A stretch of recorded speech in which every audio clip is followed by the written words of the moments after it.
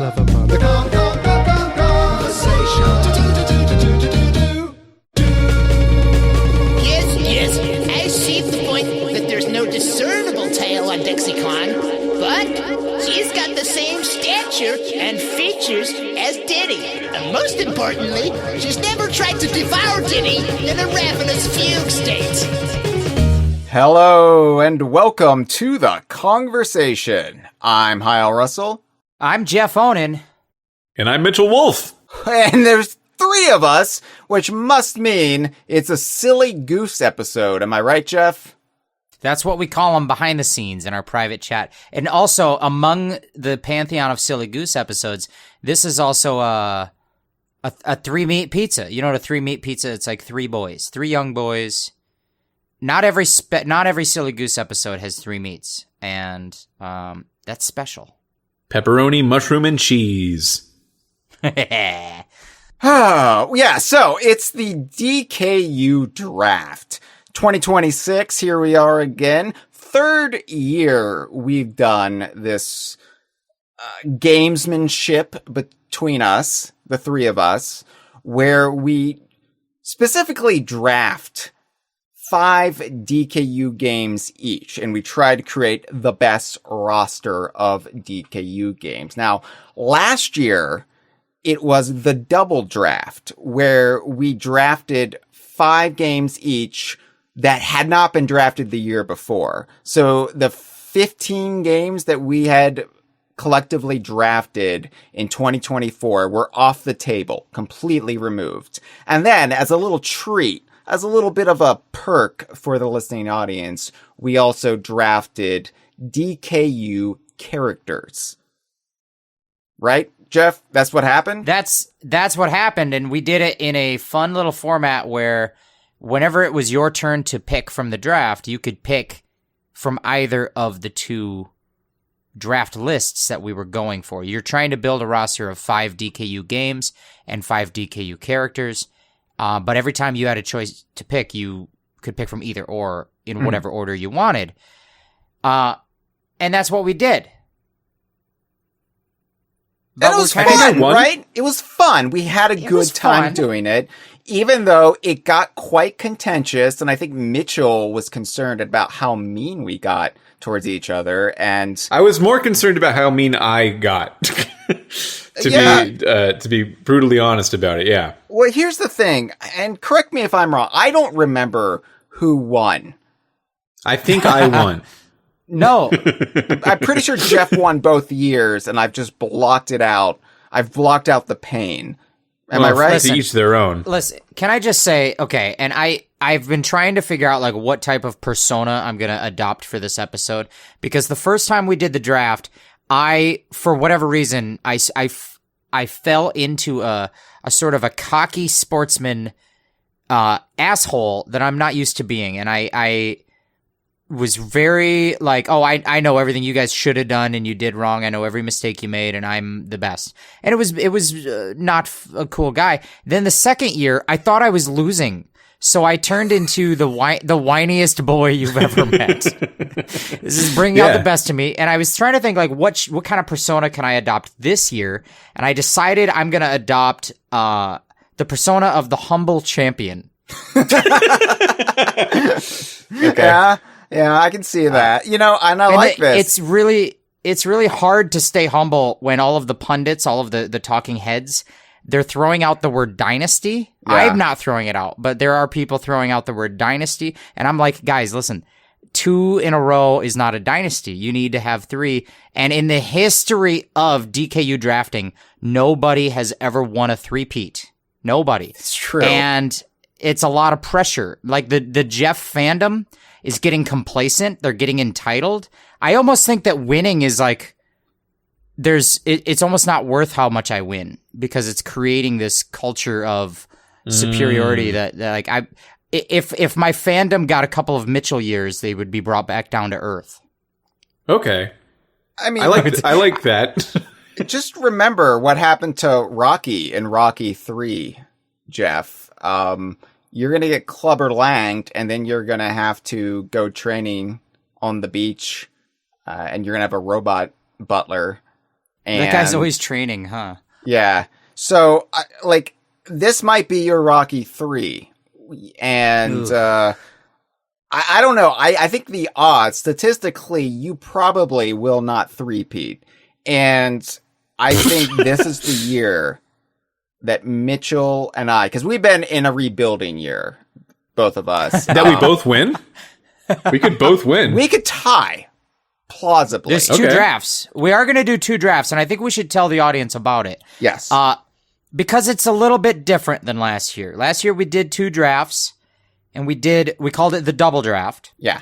And every time you step to the podium to make your draft selection, you could choose from either of the 2 drafts at your own discretion.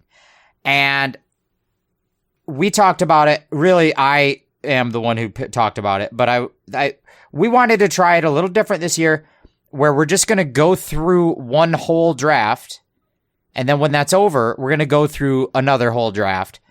And we wonder if keeping them separate will keep us focused in the sort of more blocking each other over the things, and not just like, oh, every time I get blocked, I just jump to the other draft, and it might limit the strategy. So anyway, we're going to try out that format, and you're going to let us know. You can let us know. Please let us know in the comments, in the on Patreon, anywhere you want to leave comments. What do you like better? And if you haven't listened to our past ones, you can. They're out there. So what's going to happen is this episode's going to go live, and we will let all DK Vine patrons at any tier vote for who is the winning team. And I think that's what we did last year, and that's what we will do this year. So the 2 drafts that we're doing this year, they are, once again, DKU games, because that's the bread and butter of this whole conceit. This whole concept is about the video games. And the only difference is this year, not only are all games back on the table, there are no limits to what we can draft. They just have to be DKU games. But in the last year, since the double draft, quite a few prominent DKU games have been released. Right. Mario Tennis Fever, Dunk Donk. Dunk, and some other ones. That's it. Yeah. Some more, yeah. Yeah, it's escaping our minds right now. They're on the tip of our tongues, but we can't say them. And the little treat draft, the one that's it still counts, but it's more for fun. It's more just to add some special flavoring, some seasoning to this year's recipe. We are going to be drafting, just like the games, 5 each, worlds from DKU 3D platformers. And we had some back and forth about this when Jeff was pitching the ideas to us, and we were kicking it around. And ultimately, Jeff, you thought it should just be limited to 3D worlds and not 2D worlds, because they're so different. And the criteria for stacking them against each other, it's just too disparate to actually do it in any sound scientific fashion. That's true. And also, if you think about 3D worlds, every good 3D platformer has a lot of worlds in it. So in a sense, it could be argued that the draft will be a little less tight, a little less fought after. It could be where in the DKU games draft, if I want Banjo-Kazooie and Hyle wants Banjo-Kazooie, we both can't have it. Yeah. But in the worlds draft, we could both pick a world from Banjo-Kazooie and then have more worlds left over. We could pick 2 or 3 worlds from Banjo-Kazooie and still that'd be fine. So that openness to it made it so I thought we should limit it a little bit in what types. So we're only picking 3D platformers. Mm-hmm. Not the 2D ones. Well, and as I said when we were discussing this, and I think Mitchell kind of made fun of me in his too cool for school passive aggressive way. I said this doesn't sound like me. I don't know. 3D platformers are having a bit of a moment right now in the DKU, and I realize I heard Mitchell say that. Yeah. I did say that. That's true. No, I said that, and then Mitchell kind of got snarky with me. But it's true. As Gen Alpha might say 3D platformers are mogging the 2D platformers right now. I think we're all in agreement Jesus. for that. They're also grogging, sogging, and bogging. So Hell yeah, brother. hell yeah. So, it's just where we are. 3D platformers are hot again. We have Donkey Kong Bananza. Yooka-Replaylee came out. Now, just to be clear, Yooka-Replaylee, we are counting that as basically the same as Yooka-Laylee in the draft, meaning that you can only draft one entity, Yooka-Laylee / Replaylee. Let's kind of rehash that for the audience who hasn't listened to one of these before. We are going with a couple of ground rules. First of all, any kind of port or remake, we're sort of grouping those all in with the originals. So if I wanted, I'll choose a non-DKU example so we don't taint our perception of the draft. But let's say I could pick Ocarina of Time. If I picked Ocarina of Time, nobody would be allowed to choose Ocarina of Time for the 3DS. That's off the limits because it goes against the spirit of a draft, where the whole point is once somebody picks something, it is on their team and nobody else can pick the same thing. Yeah. So we're going that way with any kind of port or remake, even things as drastic as a Yooka-Replaylee, a Conquer Live and Reloaded. You can just assume if you took, I don't know, Donkey Kong Country Tropical Freeze, you would have the ideal best version of it that whatever the voter likes best. Maybe the Switch version with the new funky mode. Yeah. We assume it's all versions. Mario Kart 8, Mario Kart 8 Deluxe, whatever. Yeah, and hey, Donkey Kong Country Returns now has Dixie Kong in it for some reason. So I know You're giving away all your secrets. Secrets. Well, I know I just said that 3D platformers, we're 3D platform maxing right now. But 2D platformers, they've got a little bit of a leg up too, given what they've done with Returns HD. So I don't know. It's going to be interesting, especially now that everything is on the table. And yeah, Donkey Kong Bananza is the big elephant from Tempest Lair in the room right now because that's the new hotness. And I likened it on social media to a sharpened stick that's been thrown in the pit with the three of us. And we're probably all going to be scrambling for it to shiv the other two. You're giving away the secrets. No, I'm just letting the audience know what's at stake here. What's at stake is Donkey Kong Bananza. It's the thirst trap right now. We're all horny for it. And I'm mixing my metaphors because there's so many metaphors I can use. And I just want to get them all in. Let's try to make sports metaphors. Oh, sports metaphor. This is a sportsy type thing. And by the way, in sportsy fashion, I think that we need team names. Oh, I think we need to have team names. Yeah. It's true. So, last year it was the... Last year you were the second banana? The sloppy second. Oh, the sloppy second. That's right. I kept mixing that up last year too. Yeah. Yeah, you were you have to pick a new name. That's the law. Okay, you were the Atlanta Rhythm section, and Mitchell was the San Diego Pod Race. Yes. Well, but we can kind of think for a second about your team, and while you think about it, we need to decide the draft order. The draft order is important. And the way we've done this in the past is we went back through the records, and we have to consult our record keeping professionals because we can't always remember the past. It's not looming as so large in memory, but we consult the record books and find out who came in last place last year, because that person gets to choose where they want to be in the draft order this year. And as a little twist bonus, because we're doing two separate drafts and not two simultaneous drafts, I think the person who got last place last year should get to pick the turn order for each of the drafts, even if they want a different turn order in each draft. Okay. So let's just do the first draft first, and we'll come to the second one later. But as I am now consulting the aforementioned records, and it does appear to be the case that Mitchell got a respectable third place, bronze medal. It just doesn't in last sound year's draft. Right. Doesn't a gentleman's sound like me. third. Okay. By the way, my character this year, Yeah? thank you for asking. It's like a really poor martial arts competitor who needs water for his village. It's not fun. It's just life or death. This is the only thing that I'm going to concern myself with for the next however many hours. And no jokes. Jokes have been asked out of the room because I need water for my family. So, okay. If it's my choice, and this first draft is going to be our 3D levels draft, not our game draft, right?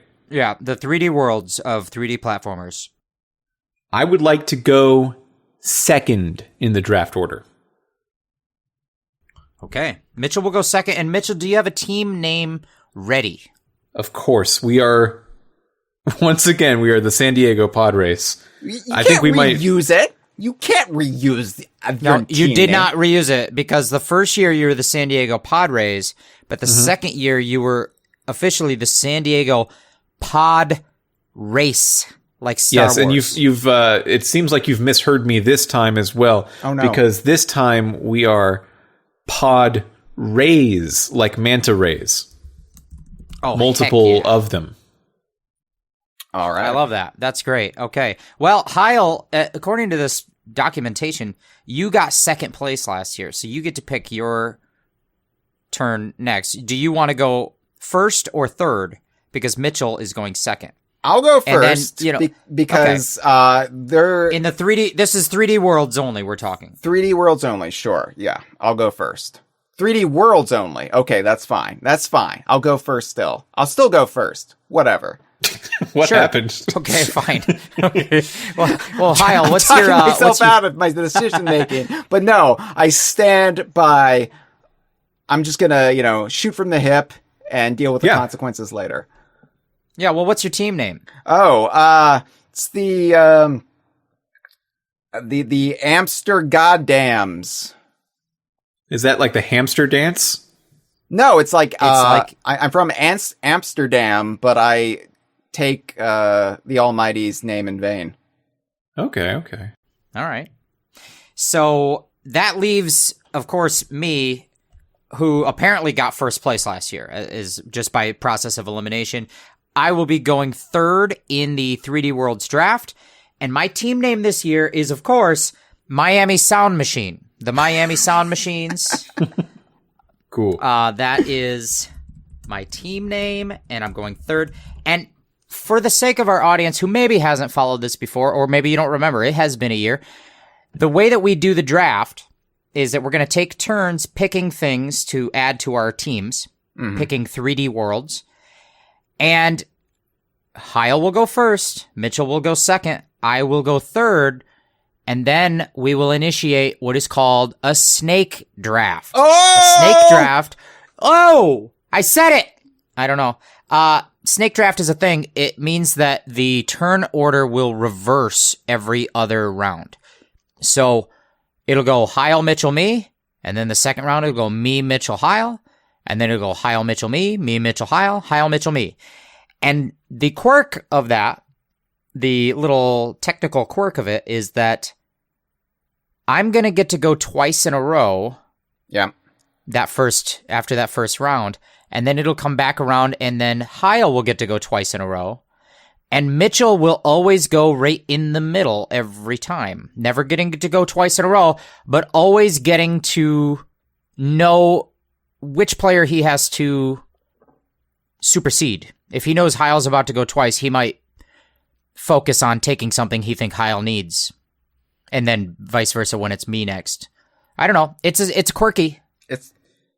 It definitely adds different strategies for each player. Well, not so much different for Jeff or myself, but Mitchell is going to keep us on our toes. I'll try to. For my family. All right. So we are doing 3D worlds first. Yes? Correct. All right. And I'm going first. Yes. So just to be clear, though, this is only DKU games. And I know the two of you were chattering behind my back while I was sleeping or on the toilet or something. Not really behind my back, because I could read your Yeah, it's an messages. interesting way to describe being in a group chat. No, I know what you say about me when I'm not in the room. I have the receipts to back them up. But you were having this debate that, well, Hyle hasn't had the Re-Tribunal episode for Super Mario Odyssey. And we really want to get Super Mario Odyssey in the mix. And here's the thing. As of the date of this recording, which is the end of April 2026, it will go live early May 2026, but Super Mario Odyssey is still not classified by DKVine.com as an official DKU game. Therefore, it is ineligible to be a part of this. That is correct. And All I right. think that there could be some cases at times throughout this draft where people will try to maybe take a pick that we might all have to debate a little bit. Yeah. Like, does that count as a 3D world of a DKU platformer? Yeah, We'll have that conversation when it has to happen. because the question is, how do you define a world, really? Like, is a hub a world? It's a hub world, but is it a world? And of course, looking between like the rare releases, the recent Donkey Kong game, and maybe even some oddball picks like Clive and Wrench. You know, you don't know. So it's going to be interesting. It's going to be a fun, spirited debate, and I'm going first. So Right. 3D And then once we get through all this, we will then go ahead and do our DKU games draft. So stay tuned for that. We got this one first and that one later. A little teaser, a little halftime show, maybe a little halftime show in the middle. I don't know. And we should probably just say hello to our live streamers, our patrons, and all of our people. Our little, and then get into it. They are here to heckle us. We've got March Rose, Giga Strike, Freezer, S Monaco 14, and as Jeff likes to remind everybody, thousands and thousands of others in the stadium. We don't have time to name all their names. No, it wouldn't be prudent. You could tune in. You could tune in live to these episodes and listen to them live on Patreon or live on Twitch if you join our Patreon. Hyle, where do they find that? What's that? It's at patreon.com/DKVine, but in true snake draft fashion, you can also reverse that and go dkvine.com/Patreon. $5 and up patrons can listen to episodes of the Kongversation live as we record them. Yes, even the bits that we'll edit out later. And the bits, the bad bits, Is Bad Bunny doing the halftime show for this one too? Yes, but we're going to edit it out. Oh yeah, So only the live streamers get to hear. we can't afford those licensing fees, so yeah, sorry. But I'm ready to go. I'm raring to go. But Hyle, no, I'm not. You're not? I have Okay. I have a season 14 specialty. I thought this was a Silly Goose episode, and you weren't going to do your season 14 specialty. Okay, This I is guess throwing me I off don't my know. game. You're I don't coming know. at me with... It's a silly goose episode, but it's also a 3-meat pizza. Where do we lie on the laws? I don't know. All right, Jeff, say your thing. Say your piece, okay? I was ready to take the field, sports style, but now... Well, you sports tripped is me a up. lot of waiting around. There's a lot of get in your cleats and then wait around in sports. So listen, my season 14 thing is I give a little bit of advice every episode, and Hyle doesn't even want you to get it. He doesn't even care about your well-beings. I'd love to here hear is. it. Mitchell, this one's just for you, buddy. Thank you. Okay. Unless you spill something, you could wear blue jeans for 3 days before having to. It's not right. wash. No, unless you spill something, you could wear blue jeans for 3 days. But they start to smell not great. I don't know that. I've never heard of that. Oh, If you can't smell, you can wear them for a lot of days, I bet, right? Yeah, but after 3 days, you should wash them. Unless you spilt something. Then it's early. Okay. I would argue if you don't sweat and you wash your ass every 3 hours, you can keep wearing them for... Yeah, like you take them off before bed. Don't sleep in them. Then otherwise you might have a wet bed. Why would I sleep in denim? Why are my jeans wet? Sometimes I understand that you understand, but I just wanted to spell it out because if you don't put it in writing, not everyone follows. Okay, Yeah. listen. All right. Now, before we get into it, I do want to just now take a moment. Can we all please rise and remove your hats for the playing of our national anthem? I'm not going to do that. Come on, shake your body, baby, do the conga. I know you can't control yourself any Miami longer. Sound Machine! That's me. I'm them. I can't believe we were there to see that. That was amazing. Yeah, cool, right? They did the national anthem. All right. Okay. 3D worlds. 3D platformer worlds. I will start because that's what we've decided. And Do it. I'm gonna go in hot. And I know, you're probably not supposed to eat a whole lot before you do any strenuous activity like taking the field in a sporting event, but I am going to gorge myself. You might even say I am going to feast because my first draft is from 2025's Donkey Kong Bananza. I am going to feast layer sublayers 1400 to 1401. That is a good one. It's all right. I'll have to work extra hard for my family to drink water, but, I respect it. Why don't you just buy them a case of LaCroix, Mitchell? That's what this is for. They said if I win, I could have some LaCroix. You get like the 4-pack of LaCroix. Yeah, they're all different flavors for each of my family members. Water sucks. What I like better than water is like water with 2% lemon essence. That's what I want. And if they ferment some hops in it. The plain seltzer water, because you know how clowns like to spray themselves with seltzer water. Sorry,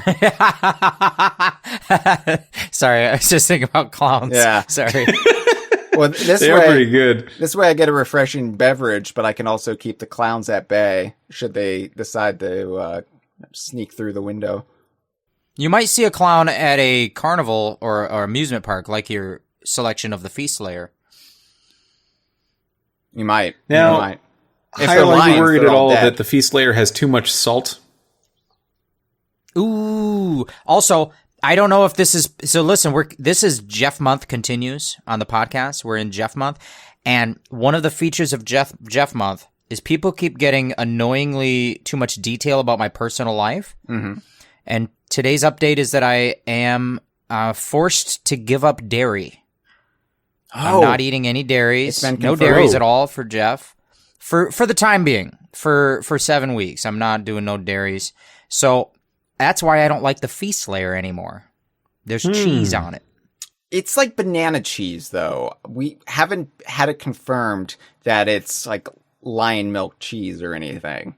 Oh, I was thinking like gorilla milk, but I guess lions. Well, the lions are dead, though. And that's why the feast layer kind of sucks. I like the ambiguity. Yeah, I like the ambiguity because it's like, why are all the lions dead? Why is this so somber in this one little bit of feast layer? But otherwise, it's pretty jubilant. All the different animal tribes have come together in celebration of various meats and salts and some tomatoes. And I don't know. I really thought it was a bold late game world that really brought everything up until that point together.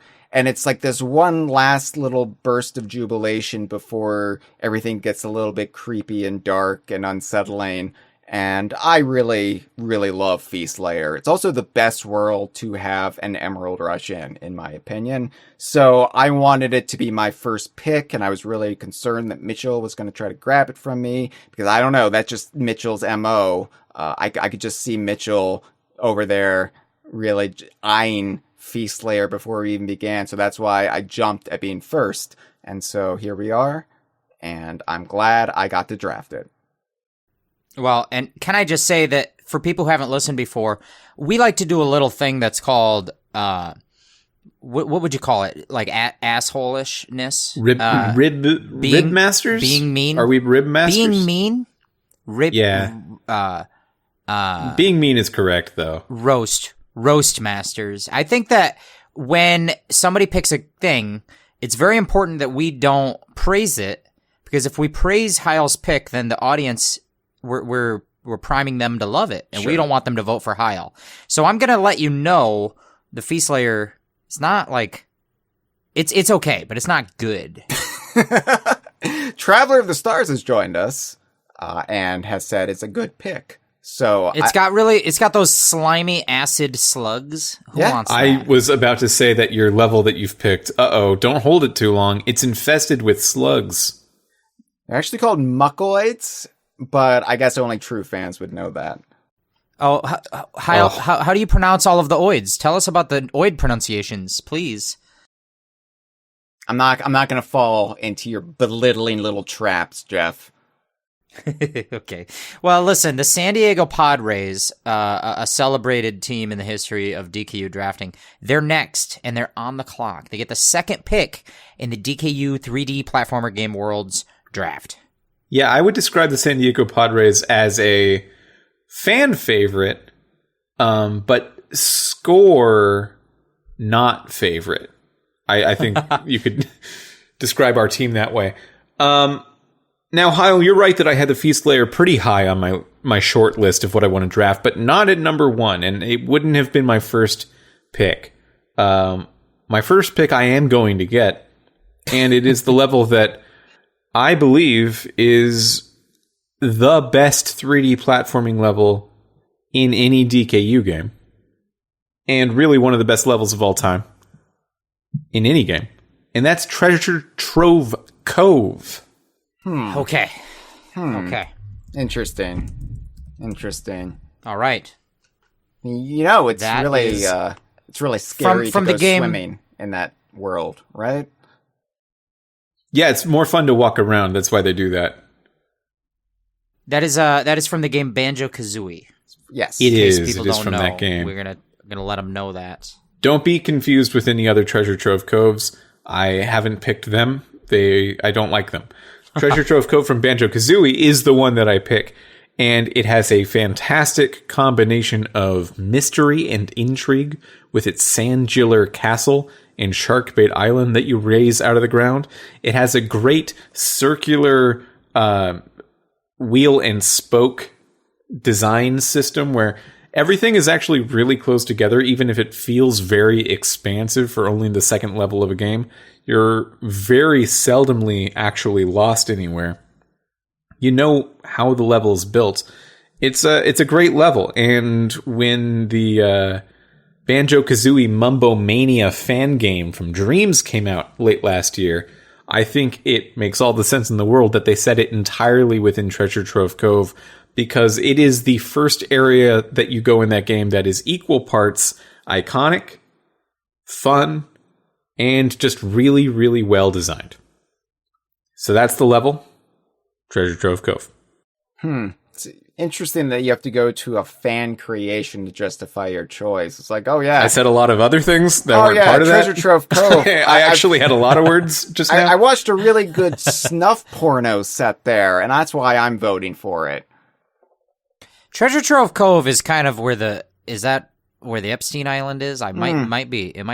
I think it's in the same archipelago. Yeah, for sure. There's a lot of shady right. shit going on there. Prince Andrew is there. That Prince Andrew is a hippopotamus. And you can do whatever you want to him.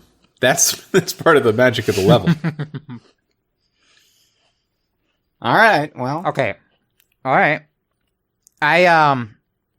It also should be stated out loud in case it hasn't been yet. It's about pirates, and it's in Sea of Thieves, technically.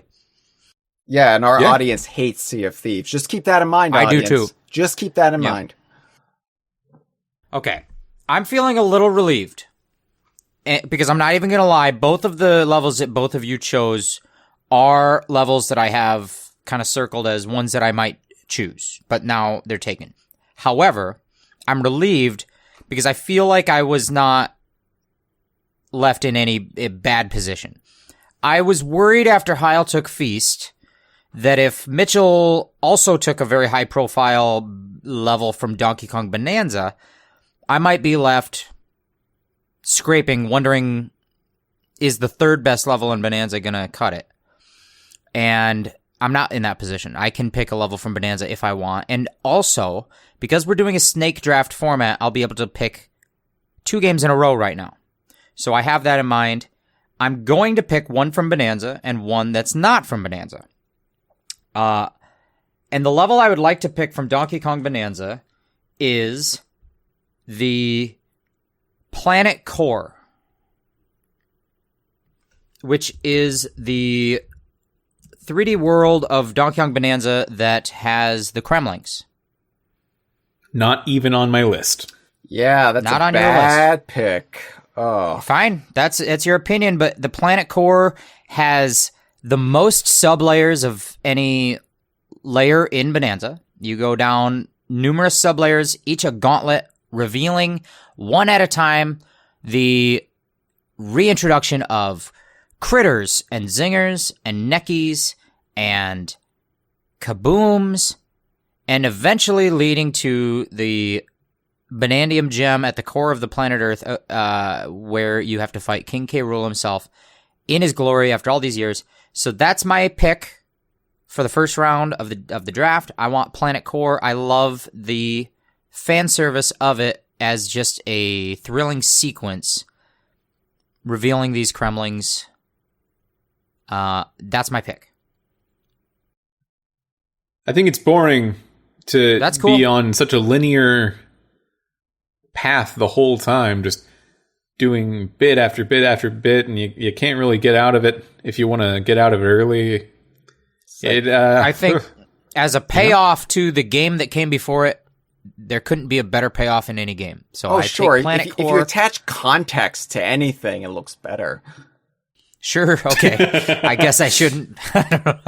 All right, but I do get another pick because we're now in the second round of our draft. We're snaking. We're going the opposite order of picks, so I get to go first in the second round here, and I'm going back to back. And with my second pick, I'm going to pick from a game that no one has picked from.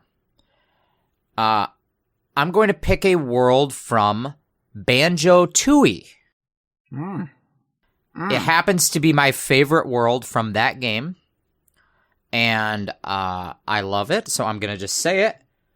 Witchy World. Witchy World is sort of like the Feast Layer. It has that carnival ride attraction theme, but in a very different tonality because it's the sort of rundown evil villain amusement park run by Gruntilda. And you've got the boss fight with Konga, the ape. Or, I'm sorry, no, the boss fight is with Mr. Patch. You got the boss fight with Mr. Patch. So memorable, You've got- right? You didn't even know what it was. I'll puke in your mouth and then you'll have to swallow it. So That's my kink, baby. You've got all these different sub areas like the sci-fi area, the cowboy area, the like devil hell area, and then all these different challenges plus the big top itself. You've got Big Al and Salty Joe with their creepy, gross carnival foods, and we love it. It's one of the best worlds in that game. It's the one I think that most harkens back to Banjo-Kazooie's sort of centralized landmark hub and spoke layout design that Mitchell alluded to. Witchy World has the expansiveness of a Tooie world, but in that sort of classic, almost theme park-like design where everything is centered around a central hub. So Witchy World, that's my pick. Hey, Mitchell. You know, it's almost like the Banjo-Kazooie hub and spoke thing. But really, I think Witchy World is interesting because it's actually probably most like, if you're to bring in other games to compare it to, the level design philosophy of Yooka-Laylee, where there is a centralized thing that everything is, all the content is like spread out from in little islands and little patches, but it's all flat. So it's just more expansive rather than layered on top of each other using the 3D technology of the game. But no, it's a good pick. It's a good pick. And Mitchell. Mm-hmm. Mitchell. Yeah. Mitchell. What's up? We got him because he picked the world where the baddies have a slur for their name. He's so canceled. We got him in that net now. But I forgot. I didn't even mention that there's the Gruntilda fortune teller tents thingies. Those are fun.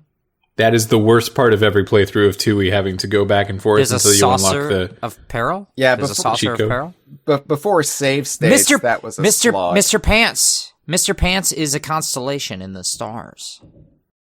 I can't argue. Yeah, it's got like a part of a better game in it. Yeah, I would also rather be playing It's Mr. Pants than Witchy World for sure. For sure. That's not. I know that Mitchell doesn't believe that. Mitchell, I think, likes Banjo-Tooie. Let's keep going.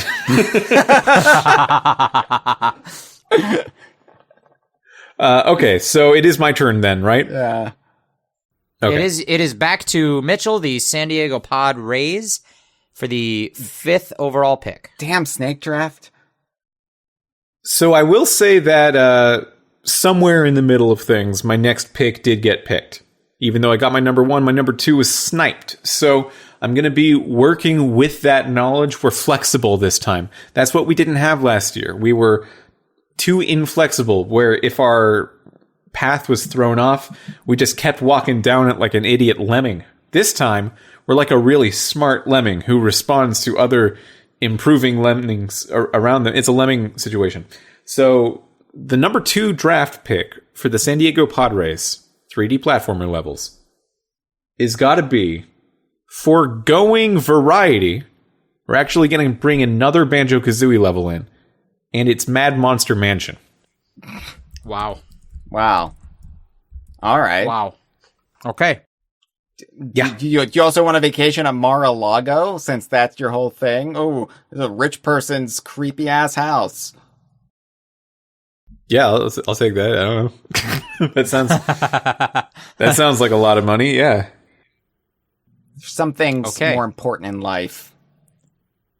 Vanity and just the vapid trappings of wealth. Now, it should be probably noted that the transformation in Mad Monster Mansion, in which Banjo-Kazooie transformed into a little pumpkin, in a gameplay sense, it's not super interesting to be the pumpkin. All it really amounts to is that you can get through the tiny doors that Banjo's too big to go through. But suddenly, to be able to do that, you lose all your powers and abilities. It's just a gate. It turns every challenge into a key with a lock with a key, and you have to be the right character or the right form of character to unlock the arbitrary thing. And it's not great game design. And if they actually wanted to be authentic to the traditions of the holiday, they would have turned Banjo into a turnip and not a pumpkin. Hyle's always saying about this, and this one I can't back him up on. I don't like that. I think it would be worse if they did that, is the problem. I'm just saying, every year, every October, I carve a turnip. And I put it out on my stoop, and nobody understands, but I feel so smug, and I feel so superior. This is considered a good thing on DK Vine. But I'll say this about the pumpkin transformation. Knowing how and where to use this pumpkin transformation is actually a lot more difficult and less trivial than the other levels, all of which in Banjo-Kazooie kind of function as just leading a small creature to a specific spot. Watching the pumpkin traverse the windowsills and the tops of hedges is hard. It's hard to do. It's hard to lead him along that way. He's just bouncing all over the place. And I think it's really interesting how there's 2 spots that you can use the pumpkin outside of the level as well. Sometimes you'll collect one Jiggy and that'll be that, but you get to see a Cheeto location by bringing the pumpkin along a really thin ledge. That's part of this level, I've decided. Also, some of the most interesting things that we have to talk about in terms of Banjo-Kazooie character back lore is from Mad Monster Mansion. The most of what we have regarding Mumbo and Grunty's past, that's from Mad Monster Mansion.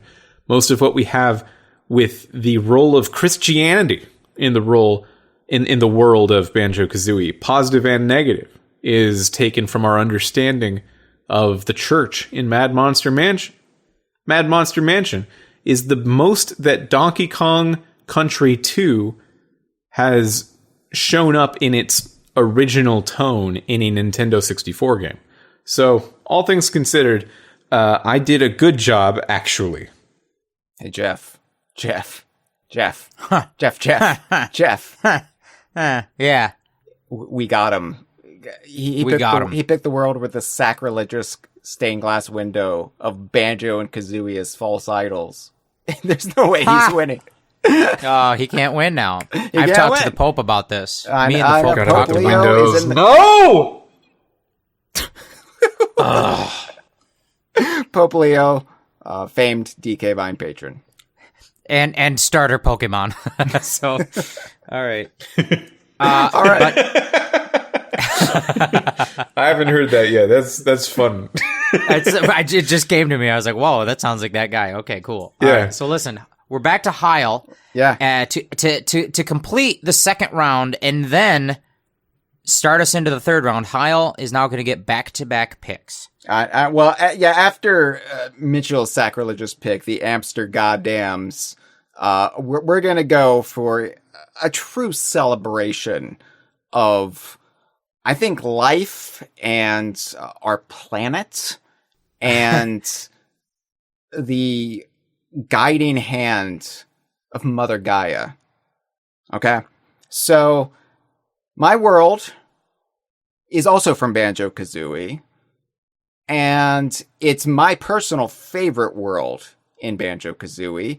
And maybe this is, once again, just me voting with my heart and not my brain. But I have to draft Click Clock Wood. Because to me, it is just the epitome of Rare's design philosophies all coming together in one magnificent world. It's the 4 seasons, and you get to see the slow change in one calendar year, all in a short time frame, from the dietary habits of a squirrel to the heartbreaking emptiness syndrome of saying goodbye to our little eagle baby. I love Click Clock Wood. I love it more than my life itself. Yeah, that's why I'm drafting it second.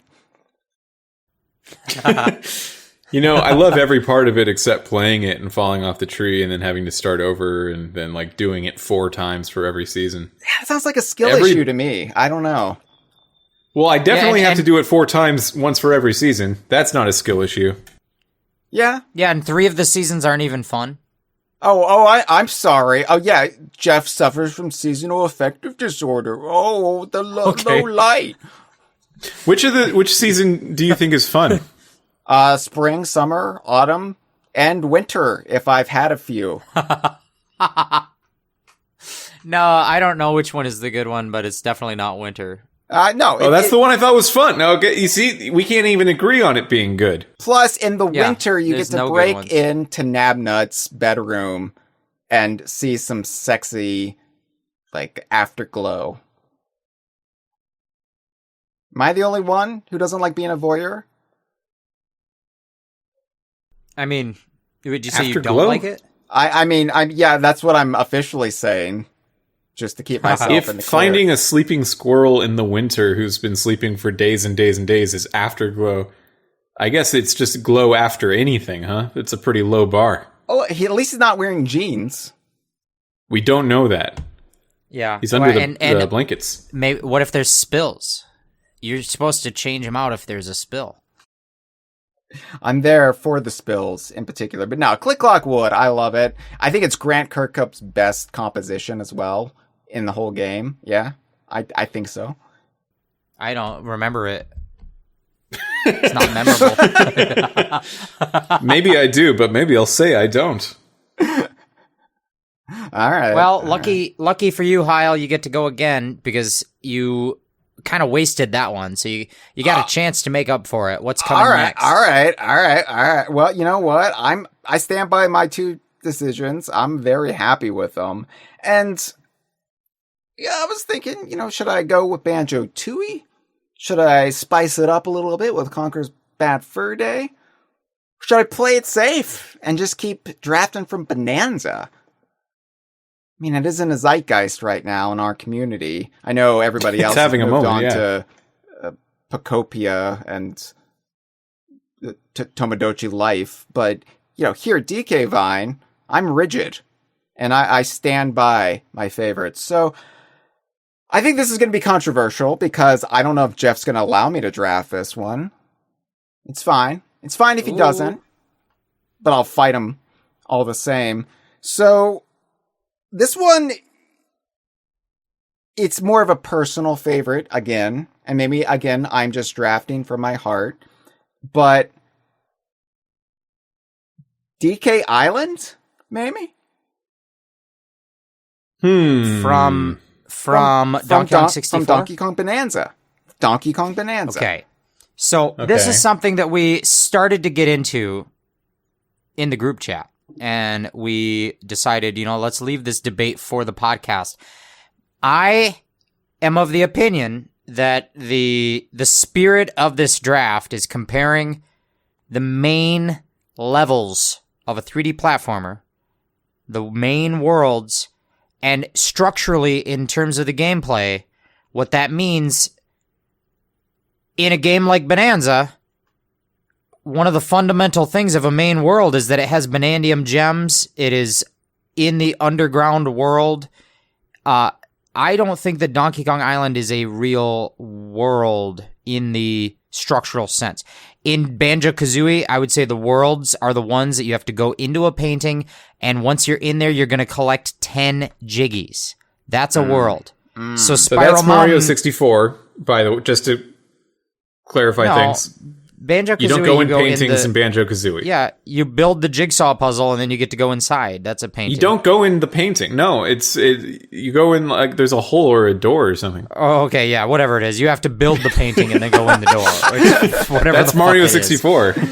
But like you have to unlock the level by filling in the mural, and then once you're in the level, there's 10 jiggies. That's a Banjo-Kazooie world. Any other location in Banjo-Kazooie is not a world. It's the preamble or postamble. But like in, for example, Conker's Bad Fur Day, the structure of that game is that each world is a chapter of a story because that game is a more linear storytelling focused sequence of set pieces. And so in that game, each chapter would count as a world. But in Bananza, the structure of that one is you go into a level, you collect Banandium gems, you go deeper down the underground world as you go. I don't think Donkey Kong Island is one of the worlds. I think it's a hub area for I would call it a hub area for the Emerald Rush mode. Well, I disagree, and I think Hyle should be allowed to do it. And also, we have Travelers of the Stars in the chat saying that they are also on Hyle's side. So I think no. I think you're outvoted. Here's where I come down on it. It's not a hub so much as it's post-game content. DLC, really, but still post-game DLC. And it is a full Emerald Rush world. It is on the Warp Gong, which I think is important in the context for Donkey Kong Bananza. Are there new Banandium gems or fossils you can obtain from there? No, there aren't. But you can fight Void Kong, because that's where you can have your rematch with Void Kong, is on DK Island. So... Spoiler. Oh, I'm sorry. Sorry, Jeff. I haven't got there yet. I don't play Emerald Rush. Well, you're never going to get there then, because that's one of the treats you get for clearing Emerald Rush. So, if I'm outvoted, I'm outvoted. I mean, that's just democracy, and that is the root of this whole thing. I will argue too that I can see why Spiral Mountain would not be considered a world in Banjo-Kazooie. But I think DK Island, it's a very unique circumstance, but it just squeaks through. And I would frankly say that Spiral Mountain and Banjo-Kazooie, I would even also say this. I would also say it's fine. I wouldn't say Spiral Mountain in, for example, Grunty's Revenge, because that is a hub world. Yes. But, and it's not a 3D platformer. We've had a debate about whether or not Grunty's Revenge is a 3D platformer, and I'm afraid we won't have enough time to bring it up on the podcast. But I don't think anyone's gonna. I mean, unless someone tries to pick from it, then I'll have to fight them. I also will fight them if they try to pick Spiral Mountain, but I guess we'll get there when we get there. I don't think it should count. It's not a world. It's the introductory area. It's an extension of the hub. It's just like how in Banjo-Tooie the hub goes from one sub area to the next sub area to the next sub area. It's not one singular area. It's a lot of areas, but Spiral Mountain is one of those areas in Banjo-Kazooie. It's not a world. It's the overworld. It's outside of the worlds. The worlds are inside the castle, inside the murals. You have to go through. They're not inside the murals. Jesus You have to go through a little hole. And also, it's a layer, and also it's not the hub because Grunty's lair is the hub. And that's a different place. Can I just say this about DK Island, and then we'll move on? Say it. I just want to justify my pick, because we've been arguing about it and whether it's valid or not, but I didn't really get to say why I picked it. I picked it because it is a celebration of everything that we love at DK Vine, and it's the first time we've had this affirmation from Nintendo, really ever, to this extent. And it continues to just warm my weary soul, and I go there as a refuge to escape from the bleak realities of our modern life. And that is why I'm picking it. Is it a brilliant piece of game design? No, it's my safe space. It's my blanket. It's the thumb I suck on to feel better about the pain I have to endure living this damn life. It's a 3-day-old blue jeans. Yeah, when it's nice and crusty and you get the smells. You don't want to move on. You're ready to keep in those blue jeans forever. Yeah. It's true about the blue jeans. All okay, right. Well, that's your first one, right? No, yeah, you get another pick, Hyle. I get a snake draft. Yes, I love the snake draft. All right. Yeah, it's exciting. Woo! All right. Wait, no, hold on. Wait, Hyle did just go twice. Damn it! I was hoping you you wouldn't realize that you've screwed up. He picked Click Clock Wood and then DK Island. Oh, right. I was about to get a fourth draft pick. No way. Before we have 2 each, I was like, there's no way Hyle gets 4 before we have 3. That doesn't make sense. All right. You got me. All right. Hyle just cheered and said the word snake draft like you're going to let that happen. I thought you would feel proud of your decisions, and then you wouldn't take it away from me when you realized the mistake you had made. Okay, well... Yeah, no, not going to fly. San Diego Padres, then. Right. So I've been reading the chat, which has mostly been Traveler of the Stars. And... and Pope Leo. Yeah, and Pop Leo. And Traveler has said they didn't like my picks, said that Treasure Trove Cove was too predictable, and sometimes, yeah, it's because the best picks are the ones you should pick. And then also, when I picked a second Banjo-Kazooie level, said I really should have picked a DK level. Well, Traveler of the Stars, that wasn't my last pick, buddy. So we'll be able to do it now. And I'd like to go with something that might not be on either of your lists, but I think once I say it, you're gonna kick yourself in the batoot, in the hiney, for not thinking about it. But out of Donkey Kong Bananza, let's have Freezer Lair. Let's have Freezer Lair in there. Jeff doesn't know anything about that because I wouldn't let him be on the episode. I did throw out all my notes and then erase them from my short-term memory. Mm-hmm. You do that. Now, with freezer also- layer is cold. That's true. Freezer layer is cold, but in a fun way because there's ice cream. And all of the people there are zebras who say bruh all the time. This is really good. We do like that. Ice cream zebras. I can't eat Yeah. ice cream, Mitchell. I'm dairy-free now. Sorry about your choice. But again, is it zebra milk? We've had this debate before on the Kongversation. Are the zebras milking themselves? Earlier today. Yeah.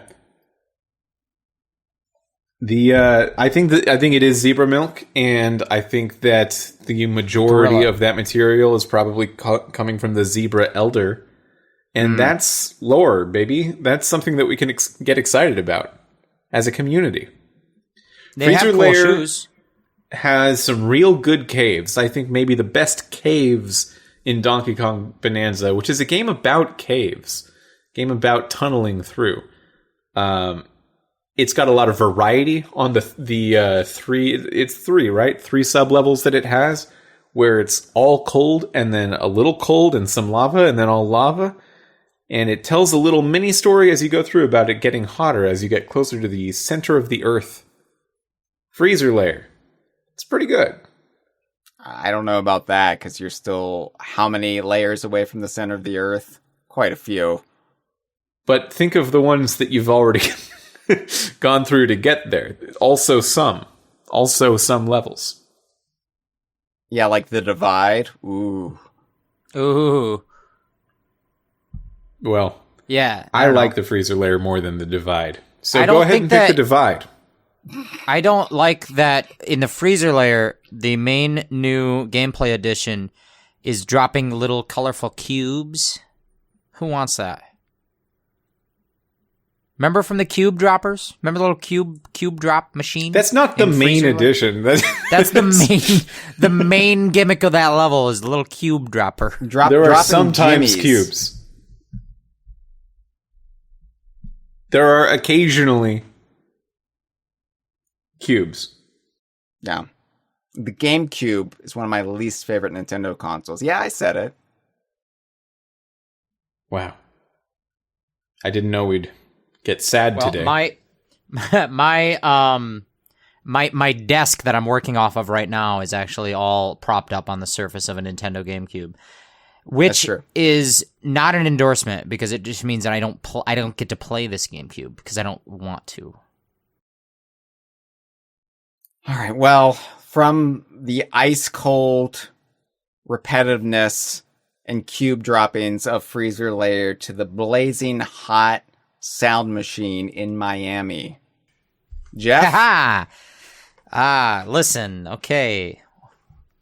I have to go twice. I haven't thought it through, but I do know that I'm the only one that doesn't have a level from the classic original, possibly the first 3D platformer in the entire DKU, Banjo-Kazooie. Yeah, we love it here. I would like to pick one, and the one that's been on the back of my mind has still not been picked. Now, there have been some good ones that have been picked. I'm not going to lie.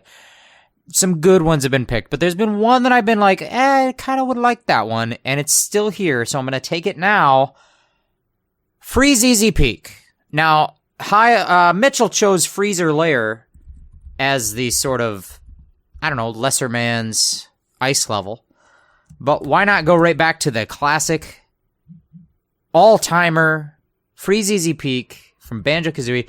It has that classic hub-spoke centralized landmark design where you start from the top of the hill, and as you crest over it, you get to see that giant snowman, and he's got a scarf. So we like the snowman, we like the walruses, we like the twinklies. They live in a Christmas tree. There's a polar bear. Need I say more? He's a deadbeat dad. You support that? A little bit. Do you support no zebras? A little bit. I don't think zebras belong in the cold. They live on a savanna. They shouldn't be in the cold. Conspicuous lack That's of why they have zebras in all of Jeff's choices. Am I right? Jeff telling zebras they should go back to where they came from. Doesn't sound good. Time out. Listen, I was going to say that Hyle doesn't have a zebra level either, but his does have zebras. I made sure to check my boxes before I spat that out at you. Oh, no. The planet core probably has a zebra in it. No, it doesn't. It does. You don't know that. You haven't made it that deep. You're Oh, you sound like my ex-wife. Ha! Okay. Listen, your wife is lovely.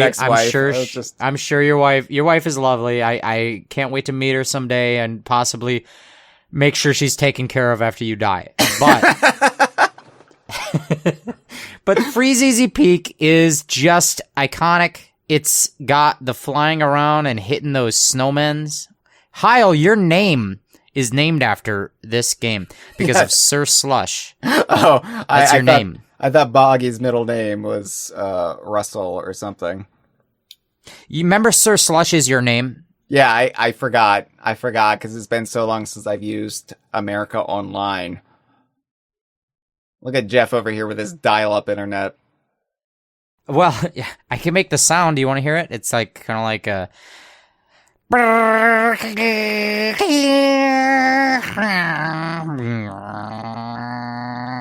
like that, remember? Yeah, it takes me back to when Strom Thurmond was a senator.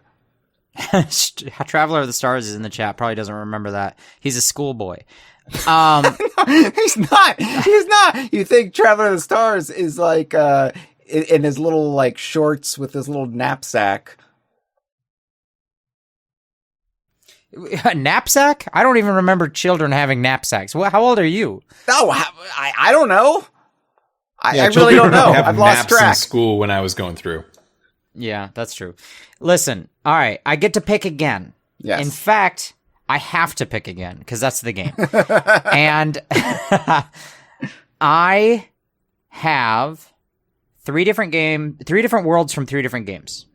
And then the question then becomes, do I double up, which is viable strategy, or do I mix it up and go to one of the less expected games to pick from? And I'm debating about that. There's options, but the problem is that I had listed out a number of choices for some of the top games, and they're all starting to come off the board. They all are. So, I think I'm just going to go ahead and swing for a wild card here. This might just be a heart pick. I've never done a heart pick before because usually I try to win. But I'm going to go with a pick from a game called... Oh, am I being stupid? Oh boy. I'm going to do it. I'm going to pick from Conker's Bad Fur Day a chapter called Spooky. Yes! Fine. That's fine. This is where Clubber Lang knocks you out, Jeff. That's fine. The thing about Scooby, the thing about Scooby-Doo is that it's the chapter of any DKU platformer that I think plays the worst. And that's saying the something. introduction to the first-person shooting in Conker is rough. I think it is the single game where that matters the least, because whatever fandom that the character of Conker the Squirrel has as a cult icon character with this outsized fandom that's always clamoring for a new game, those people don't remember how Bad Fur Day plays, but they certainly remember the emotion of the spooky chapter.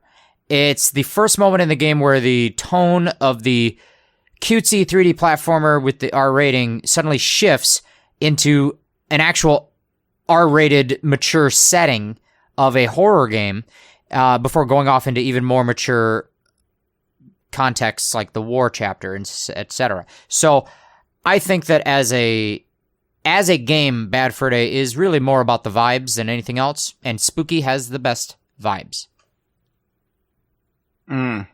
But in Live and Reloaded, they also reference the Hugh Jackman film Van Helsing. I didn't pick Live and Reloaded, so just quiet. No, I'm saying though, Live and Reloaded is lumped in with your pick because we're it is part of it. Yeah, but it doesn't hurt me. Oh, it should. It can. It should. Have you seen Van Helsing? I remember it. That's up to you, but it doesn't. I'm picking Spooky from the N64. You can't make a differentiation like that. That's part of the rules. No, That's how we've been playing. It's just that you can't pick Live and Reloaded now, but I am telling you I'm picking this N64 one. It's cute. I think you've accidentally picked a Live and Reloaded level as well in doing so, and I think I've excluded it. Disaster. I think I've excluded it, but I don't think it can hurt me, and I don't care. All right. I'm just saying, like that movie, like Dracula, his brides, they were trying to have vampire babies. It was dumb. It was a dumb movie. Yeah, well, I think you're sort of elitist. I think the movie's all right. Yeah, remember trying to fly around as the bat? I'm gonna reclaim the movie Van Helsing as part of this, and I mean, as a result, it actually makes my pick better. Okay. All right. I'm not gonna let I'm not gonna stop my enemy from making a mistake. So go ahead, have at it. Now, all right, Sun Tzu, move on. It's Mitchell's turn. It's Mitchell's turn. No, it isn't. Is it? Yeah. What was the other one you picked? Freeze Easy Peak. Oh, as right. A response okay, I don't to have any Relayer. memory anymore. I'm kind of like a broken individual. I linked you the document. I asked you, do you want a link? No, I have it, but I'm looking at my notes, I'm looking at Audacity, I'm looking at Discord, I'm looking at Twitch. It's too many things. I can't do a fifth. So I'm looking at my notes. That's how I'm, and then keeping the rest in my heady by. Why were you becoming Seinfeld just now? Okay, so I have Mitchell's secret is that he's a little Seinfeld. Yeah, I'm a little Seinfeld. So I have one pick now that we're going to have a discussion about. I'm not sure this is going to fly, but there have been Grunty's some things Revenge picked. Is not allowed. Grunty's... You're telling me I can't have Bad Magic Bayou? I actually think I should let you if you want it, but I don't think it should count. Like, strategically, I should. Listen. We've gone over the reason that New Donk City from Super Mario Odyssey is not allowed. Oh, even though New Donk City would would potentially be one of the best levels that we could draft. So I'm going to go ahead and pick New Donk City from Donkey Kong Bananza. It's definitely not a world. It's absolutely a world. You're in it. It's the world that you're in. What do you mean? Is it a world or is it an extension of Jeff's first pick, the Planet Core? Because great question. No, it's not there. Listen, I would it's argue in a different place. I would argue that my choice of the Planet Core does not include this boss sequence, but I would also argue that this entire boss sequence is a boss sequence that is not part of a world. It is not a world.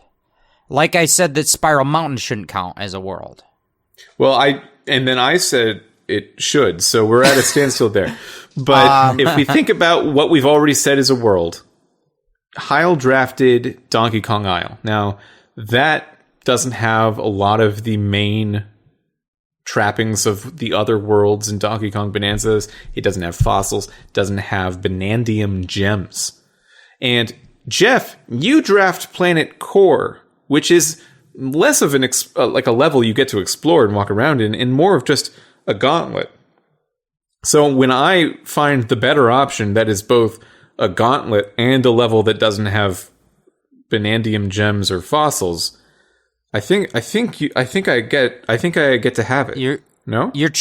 You're saying that mine has this feature, Hyle's has that feature, and therefore yours should count when it has both features. And I think that's why it doesn't count, is because you've gone too far.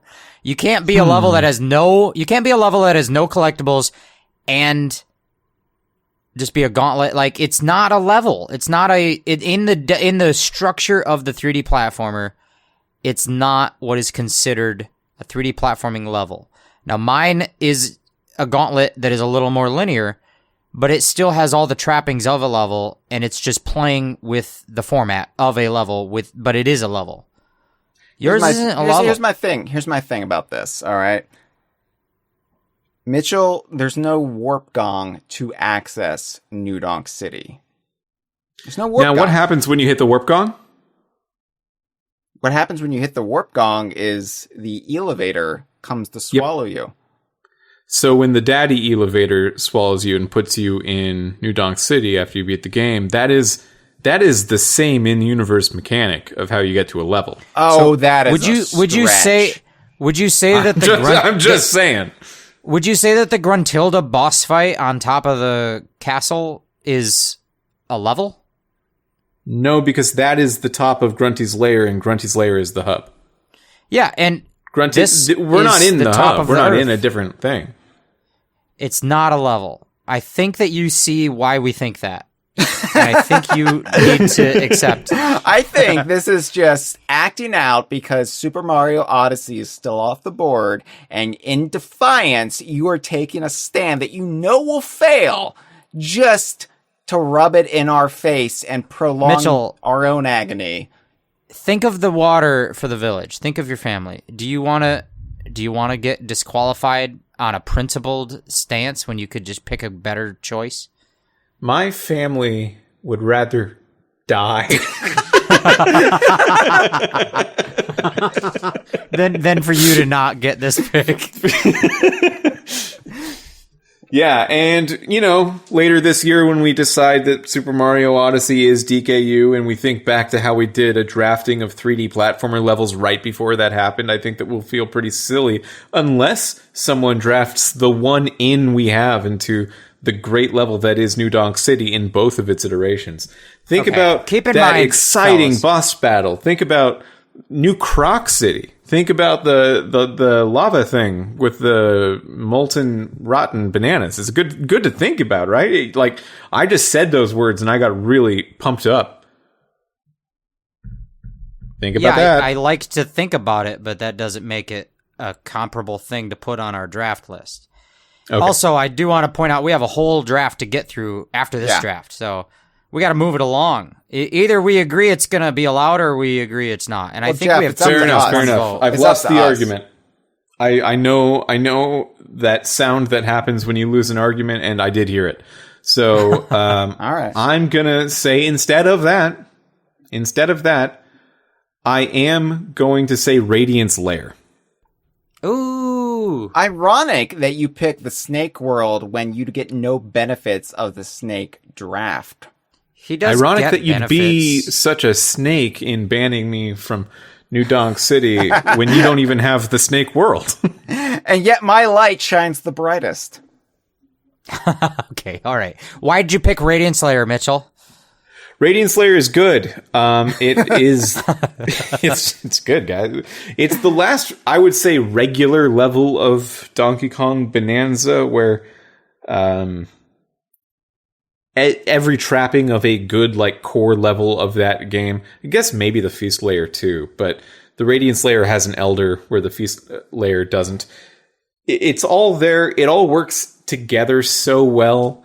The different sub-levels feel so different from each other and so interesting. Going to that white sand desert oasis town is so cool after you've been inside of a cave the whole time. All of the focus on glass and crystal is excellent, and those things' interaction with light is some of the coolest systemic interactions that we get in Donkey Kong Bonanza. Also, it's basically a town full of Ratleys, and I like Ratley. Even though we don't see Ratley the individual there, we see their family, who I'm sure would love a little water. So let's do it for them. Radiant Slayer. All right.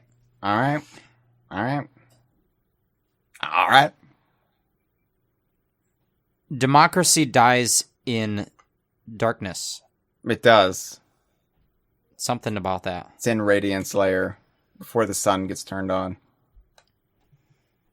Hyle, you're going to get 2 picks. Mr. What's the team? Amster Goddams? Amster Goddams. Yeah, I get 2. And Okay. And they'll be your final two. So My you final will have two. set your list. Your list will be locked in. this is it for me as far as the worlds go. Now, I'm thinking I need to diversify my portfolio. Sorry, you want to keep it into sports terms. I need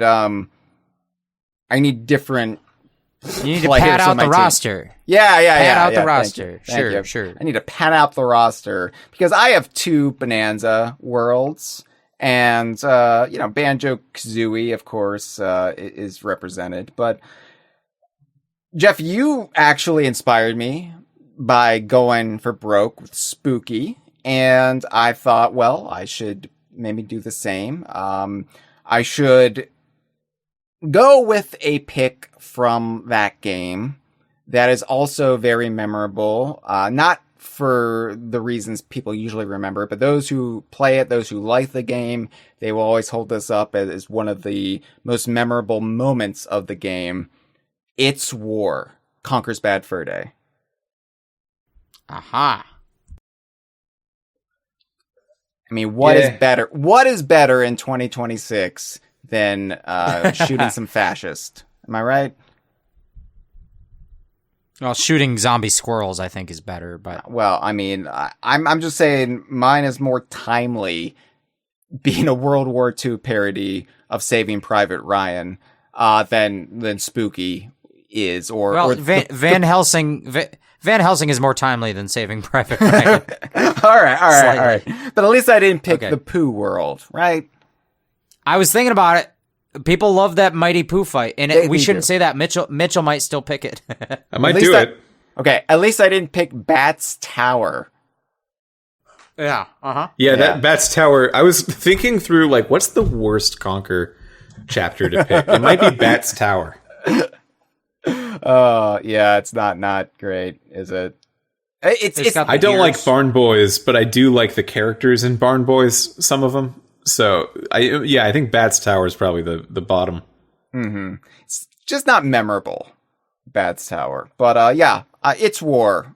It's, again, like all of Conker, mechanically, it's not as tight as your Banjo-Kazooies or your Donkey Kong Bananzas or even your Yooka-Laylees, but it's very, very memorable. It's one set piece after another, one battle after another. That's timely. There you go.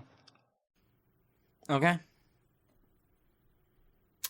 And then, I mean- okay. yeah? We don't like war. Personally, I'm anti. Oh, Yeah. All right, John and Yoko. Yeah, I'm sorry. I'm sorry. I know war is over, but I've been looking at the news lately, and apparently nobody agrees. All we're saying, Hyle. All that we're saying. Oh, nobody put it to me like that before. Okay, I'm listening. A chance, Given dude. peace Just a chance. Just a chance. Give it a shot. And then it's my last pick. It's my last pick. Yeah, final. That's Final it. What's it gonna pick. be? So I would like to draw from Banjo-Tooie because I have fallen back in love with Banjo-Tooie since it came to NSO, and it will be coming to Evercade later this year as part of the Banjo-Kazooie double pack. So Banjo-Tooie is hot right now. It's having a moment. It's having a moment. Yeah. So, like, aesthetically, I like Jolly Roger's Lagoon, but I understand that's nobody's favorite world, right? We like the little seaside town, but then you actually get I down think to a lot of place. people actually would say it's their favorite. I know it's Dustin's favorite. Well, Dustin isn't here, and Okay. I'm not going to give Dustin a platform right now, okay? So, Okay. It's my podcast, not Yeah. Dustin's podcast. yeah, I was thinking, I like dinosaurs. This is something that I don't bring up often. Jeff knows this about me, but I like dinosaurs. I like when dinosaurs and prehistoric things were very popular in the early 1990s, and then it was taken away from us, like so many things from our youth. So I'm going to vote for Pterodactyl Land. Yeah, I think dinosaurs are good, but not my favorite world. Pretty brown, pretty washed out brown. Yeah, dinosaurs this? had What is this? like Xbox foliage. 360? Yeah, what happened to the foliage? There's a penis? There's a penis. We like that. We do like that.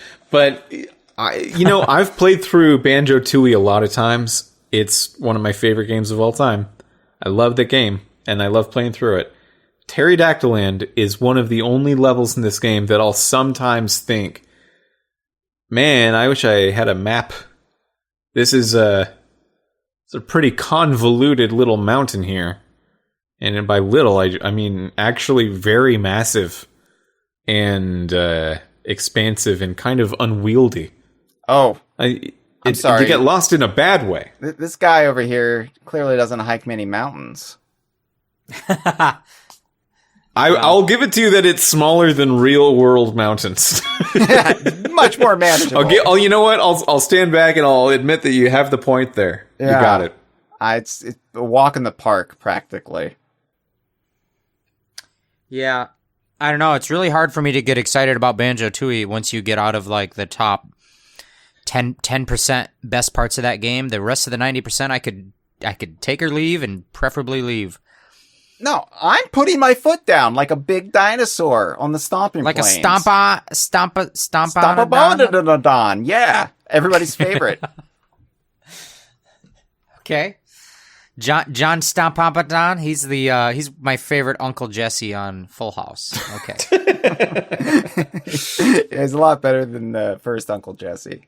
Yeah, he's with the Beach Boys now. It's great. All right. Well, okay.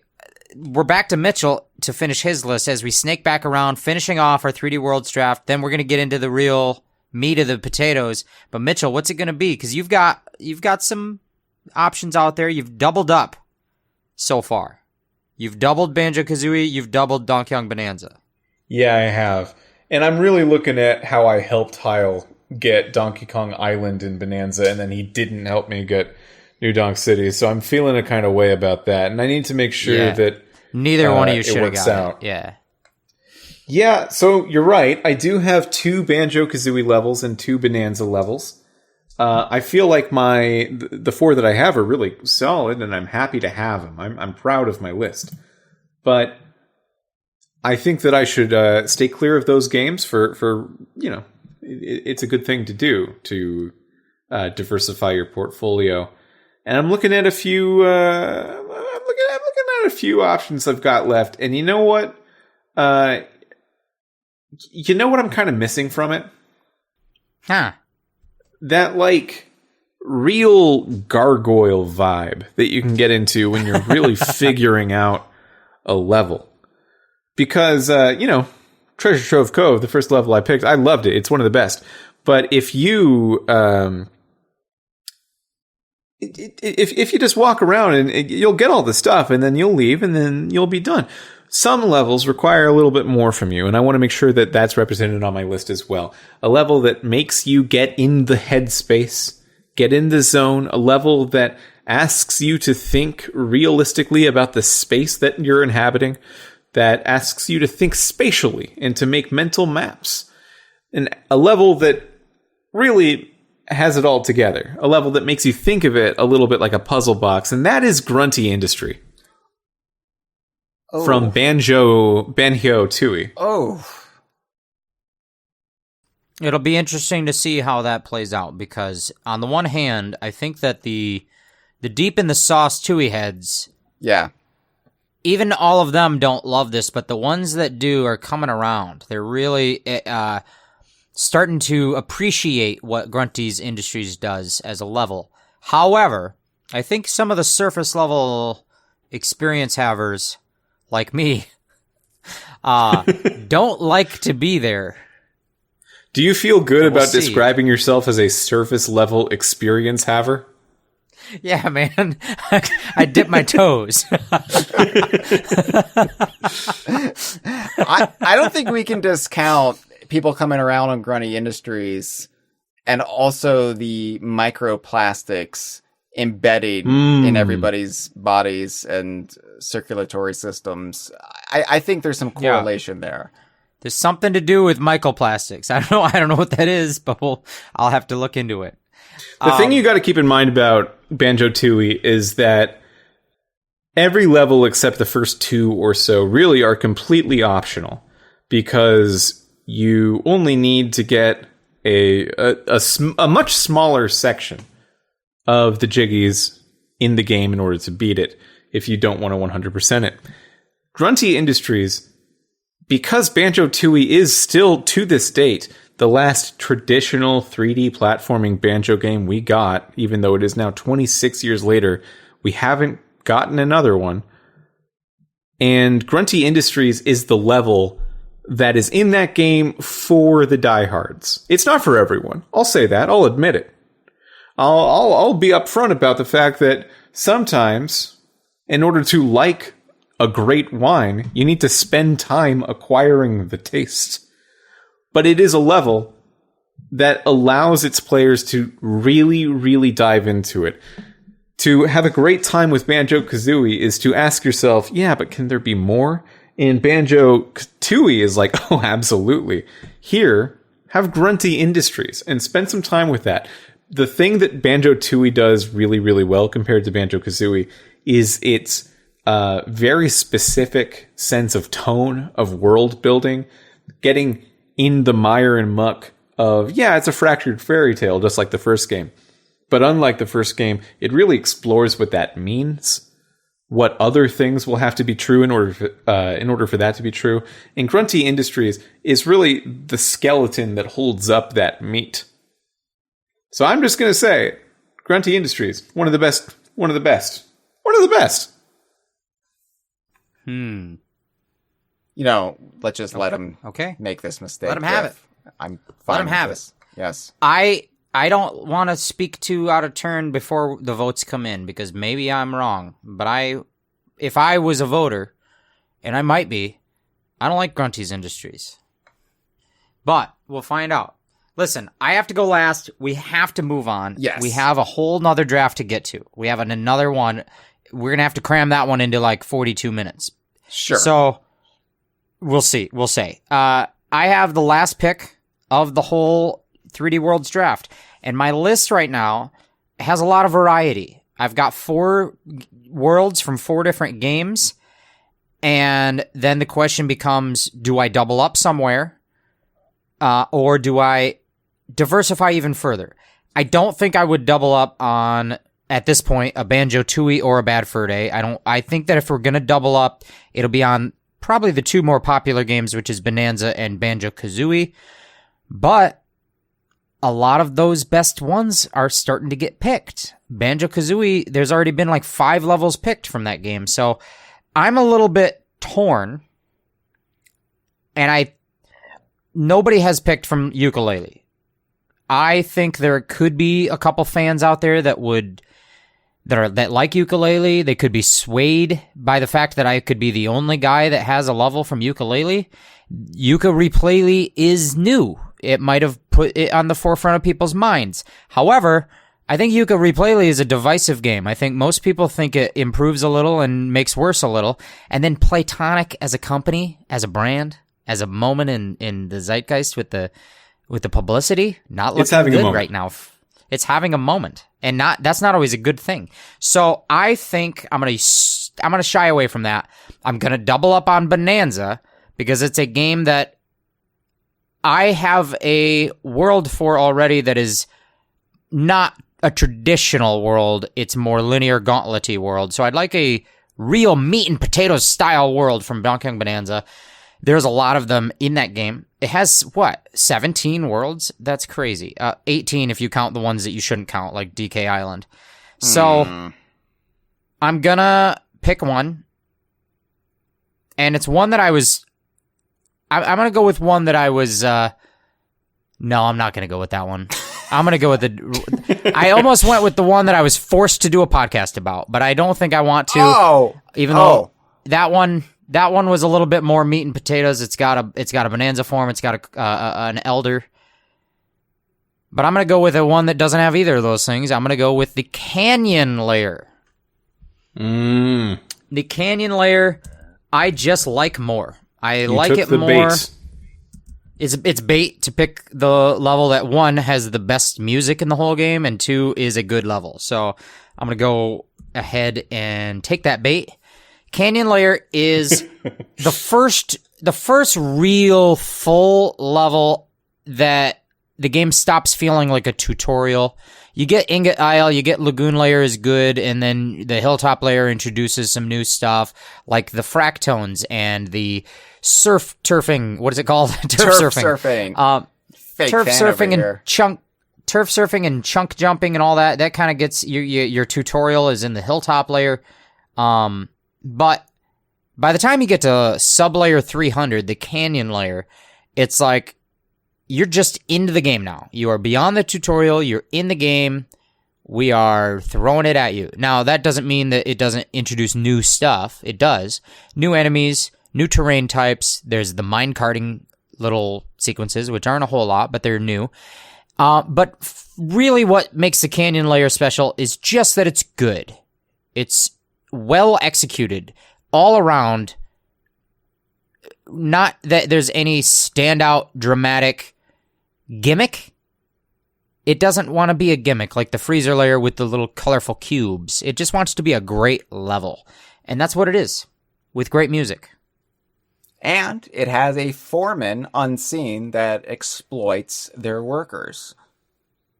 The giraffes are dead, but the drafts are alive and well here at DK Vine's Kongversation. And so, draft with a T on the end kind of sounds like the past tense of the word draft. And yes. Just like giraffes are dead, therefore they were draft.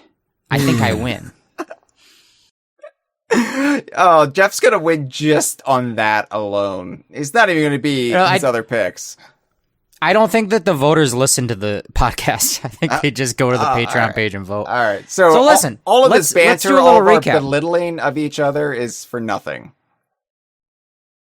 It's for us. It's the universe tickling itself, buddy. We're made of stardust. Let's kiss in the sunlight. All right, listen. We should probably do a quick recap of what we picked here and then move right on. Yes. Hyle, tell us about your team. All right. The Amster Goddams. We picked Feast Layer from Donkey Kong Bananza, Click Clock Wood from Banjo-Kazooie, DK Island from Donkey Kong Bananza. It's a legitimate choice. It's War from Conker's Bad Fur Day, and Pterodactyl Land from Banjo-Tooie, because I like the cavemen with their asses out. Yeah. Okay. Hi, Mitchell with the San Diego Padres. Tell us about your team. We're the San Diego Padres. We like to keep it simple. We've chosen Treasure Trove Cove from Banjo-Kazooie, Mad Monster Mansion from Banjo-Kazooie, Freezer Layer from Donkey Kong Bananza, the Radiance Layer from Donkey Kong Bananza, and in a surprising upset draft pick, we've chosen Grunty's Industry, or Grunty Industries. Jeff, you've written it wrong. It's Grunty Industries from Banjo-Tooie. Jeff was just trying to throw you off your game. And I'm so worked. sorry. It worked. I'm devastated. I'm so sorry. I'm so sorry. A lot of sports is mental. That's called trash talk. All right. I get in your head. I'll give your mom a kiss on the cheek, and then I don't text her back. I don't text her back. She needs this. This is the first time she let her guard down in years. Okay, listen. Your mom seems nice. I hope that if anything ever happens to your dad, I can make sure she's taken care of. But I am the team, the Miami Sound Machine, and I have chosen the Planet Core from Donkey Kong Bananza, sub-layer 1700, etc. 1600. Jesus, 16. Jeff. Jesus. 16. Whatever, dude. The numbers don't matter to me. I also chose Witchy World from Banjo-Tooie, Freezy Z Peak from Banjo-Kazooie, Spooky, the chapter Spooky from Bad Fur Day, and Canyon Layer from Donkey Kong Bananza. I don't know how it turned out this way. I don't know where I went wrong, but I like it. I have the best team. Okay, cool. So honestly, I have no idea how this is gonna go. I have no idea. I don't know what people like. Yeah, I don't know what people like. If I knew what people like, I wouldn't be doing this. Now, here's a question. Here's a question for the both of you boys. We said no hub levels, so we didn't include any. If we were all to additionally draft exactly one hub level, what would you pick? if I had my choice of any, I'd probably just, like, let's say, loosely calling any other area that was not a level. If we're like, I'm talking about the hubs. I'm talking about the hubs that you use to enter other levels. So I can't pick Spiral Mountain in that case. I guess I would pick the... You could if you wanted to make the argument that Grunty's Lair or Grunty's Revenge counts. No, I don't. But I would say that Grunty's Lair from the first Banjo-Kazooie would probably be my hub pick. And I would have gone for that, but I would also go for Showdown Town from Banjo-Kazooie Nuts and Bolts. Ooh. That's a good one. I love the pick. It's the best. Yeah, I would have Nuts done. and Bolts. I would have done either Showdown Town or Isle of Hags. Okay. If I got the shot. It sounds like we all would agree that the Banjo-Kazooie trilogy has the best hub worlds. Bananza doesn't really have one. And not in the traditional sense, no. Not in the traditional sense. Neither would a Super Mario Odyssey if it counted. But Yooka-Laylee has one, and I don't know if anyone feels too strongly about it. Clive and Wrench has one? It's that little circular It does, area. yeah. It does, yeah. I wouldn't pick it necessarily. You necessarily, could pick it. I wouldn't. Okay. All right, well, listen up, folks. If you're just joining us, you have missed the halftime show that we edited out of the live broadcast. Bad Bunny, thank you. Much respect to Puerto Rico and all of the Latin American music industry. We love it. Thank you for performing. We couldn't include that on the we could he loves us. We couldn't include that on the live show, obviously, or on this recording because it has swear words. We had to cut it out. So sorry that you missed it. You should have come in live. If you want to listen to us live, you got to go to Twitch. You got to go to dkvine.com/Patreon. But you'll never guess who had a nip slip. It's not who you think it is. It's not who you think it is. It was the other nipple. So we are now on to the second half of our little show. It is another draft. You guessed it, but this one's different. We're doing DKU games, the whole game, not just one world, the whole game this time. And all DKU games are on the table, including the new ones, including Mario Tennis Fever, including Donkey Kong Country Returns HD with Dixie Kong now on it somehow. Dunk Dunk,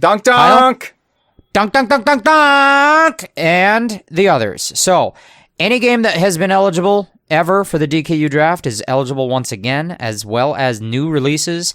The things that are not eligible are things like Rare Replay, obviously, shut up about it. Also, ports and remakes, can't pick those. If I pick one, you can't pick the other. Let's just get into it. Now, I said at the start that the draft order is going to be up to Mitchell because he graciously decided to come in last place last year, humbly so.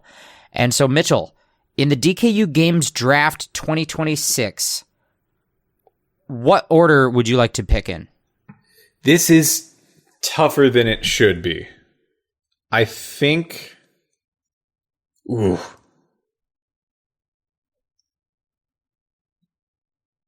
I think I went first.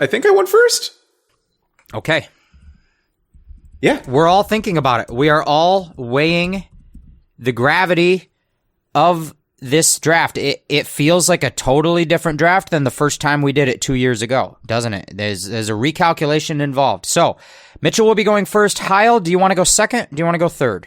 I might as well go second. I'll be the meaty middle. I'll be the creamy center of your Oreo cookie.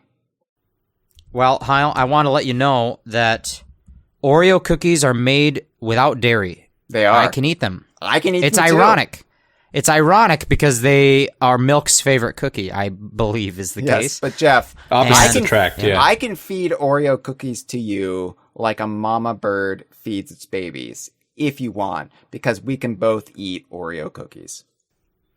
Let's do this. We'll do it off the air, and I don't know. We'll charge money, like I think I don't we know. have to. We'll figure. We have to monetize it. We'll have to find a way to monetize it. We'll work on it later. Listen, we're gonna do this in a snake draft. It'll go Mitchell, Hyle, me, and then me, Mitchell, Hyle. I'm sorry, me, Hyle, Mitchell. Okay.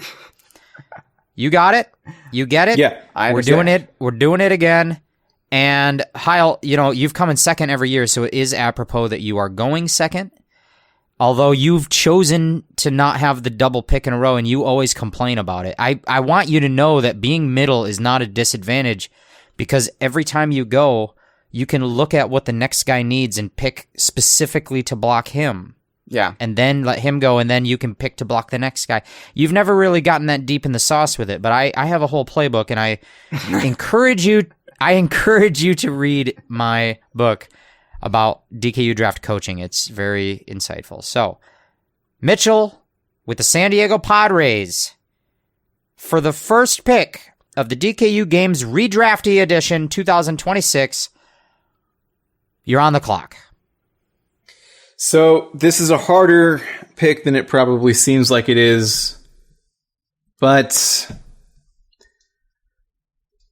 I think I'm gonna go with the one that I just should do, and let's grab Donkey Kong Bonanza.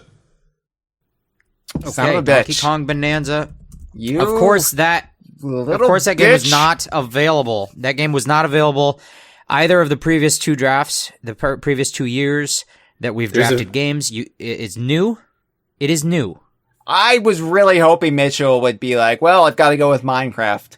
I was hoping Mitchell would come in with his fucking illiterate, like, just inability to read the room and taking all of his high-minded philosophies that extend beyond DK Vine's little cult-like bubble and say, I've got to go with the most financially successful or the most well-designed, and I've got to do this and that because I am the gamesman. And no, like, instead he takes the game I wanted to draft first.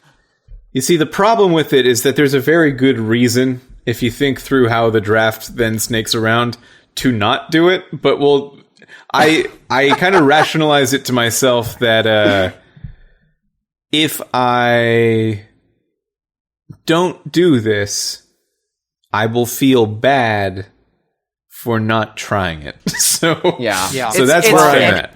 This is where Donkey Kong Bonanza throws such a wrench into our machine, because in the previous draft, 2 years ago, when we did a full draft of the whole DKU list of games, everyone said, I don't want to go first. I feel like there's a lot of good heavy hitters in the first round, so there might be a benefit to going later. Because if you go first, it means that your second pick won't come until number 6. You'll get the first pick and the 6th pick. Mm-hmm. And all this stuff will happen in the middle, and you will have to just be left reeling. Oh my gosh, all this stuff happened in the middle.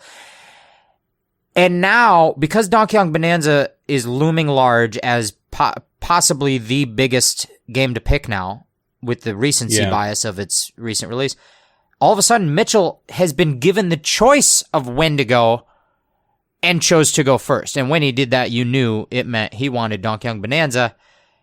We will see how the voters analyze this and how much stake they put in Bonanza.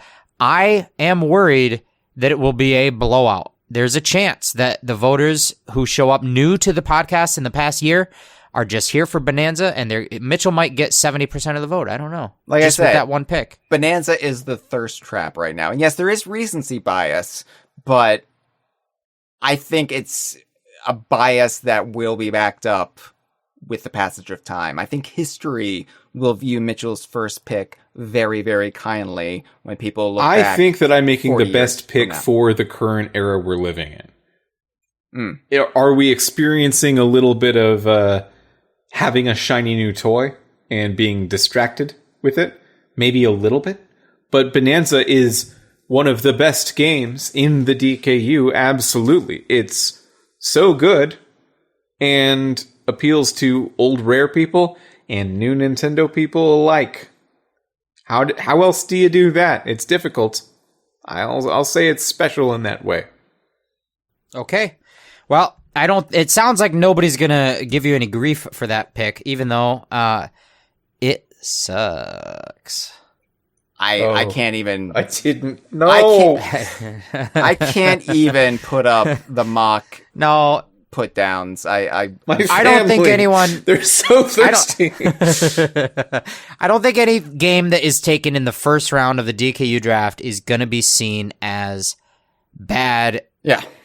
In any even fake, like you can't fake that it's a good game if it's picked in the first round, unless it's a bad choice. Sure. Which, I mean, if you pick Minecraft, then I would. Well, I was like, should I just switch it up and be the one to choose Minecraft? And should I choose it in my first round? I'm not going to. Yes. Historically, that hasn't paid off, but we'll find out. We do have new listeners. So, speaking of your pick, Hyle, you're on the clock. All right. So, Donkey Kong Bananza represented the new hotness, but it's also such a quality game. And I've spoken about how it's actually my second favorite game.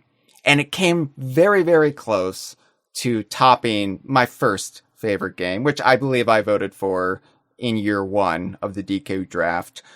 But I've got to do, if I can't get Bananza, which I was going to grab for if Mitchell fumbled, he did not fumble it. So I'm just going to go with my old reliable workhorse, Donkey Kong Country 2.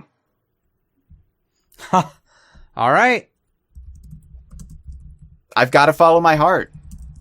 No, I get it. That's arguably the best game that has been made so far. It's definitely... There it is. I think it's even been elevated by Donkey Kong Bananza because of the whole Kremlin Lost World, Kremlin Source, Banandium Energy. Jeff, we could have a whole discussion about that. I'm actually making a video about it right now, so we're not going to do that. But I think that Bananza, as good as it is, only bolsters Donkey Kong Country 2 in the pantheon. It's at least in the top 7 Donkey Kong games. I think that is true. I agree. So you'd have to agree. I agree. There's only 7 Donkey Kong games. So it's back to me, and I had a little momentary panic because I knew I wasn't going to get to choose when I get to go. I let you guys have that as the guy who kind of makes up the rules. I was like, you guys should get to choose when you get to go. I make up the humble rules, champion. but I'm a humble champion. Jeffrey, the referee, likes to give you guys sort of the benefit of the doubt because in the first time we picked games, I got 50% of the vote. The second time that we picked games, I got 49% of the vote. So I am getting worse over year. And so yeah. Someday I might not always win. As I have to grapple with my mortality. But I was worried because Bananza gets picked first, and I'm thinking, there's another great 3D platformer out there. If it gets picked second, I might be in trouble. And it did not. Now, I'm not to say that Donkey Kong Country 2 is not a great game. I think that Hyle looked at it as the best Donkey Kong pick got picked, so I'll get the second best Donkey Kong pick for this moment in time, for this moment in the zeitgeist. I look at it as the best 3D platformer got picked, so I need to get the other great 3D platformer that I like more. Platformers are having a moment. Damn it! They're having a moment. Hyle, you didn't listen to your own self. I'm choosing Banjo-Kazooie. Yeah. Which is for the N64. It's my favorite 3D platformer, and it's the one I want to have at this moment. Now, I get to go again, snake draft-wise. And listen, if anyone is an eagle-eared rememberer of the first time we did this draft, there was a little pattern to it. Mitchell went first. Hyle then went second, got Donkey Kong Country 2. And then everyone yelled at me because I picked 2 things back to back. And then everyone was like, those 2 things? Why? And I was like, well, because you left them. So I'm going to do it again. You guys, you left them. So I'm going to do it again. I got Banjo-Kazooie and I got Diddy Kong Racing. Both classic N64 games. Made by Rare in the heyday of their cooperation with Nintendo.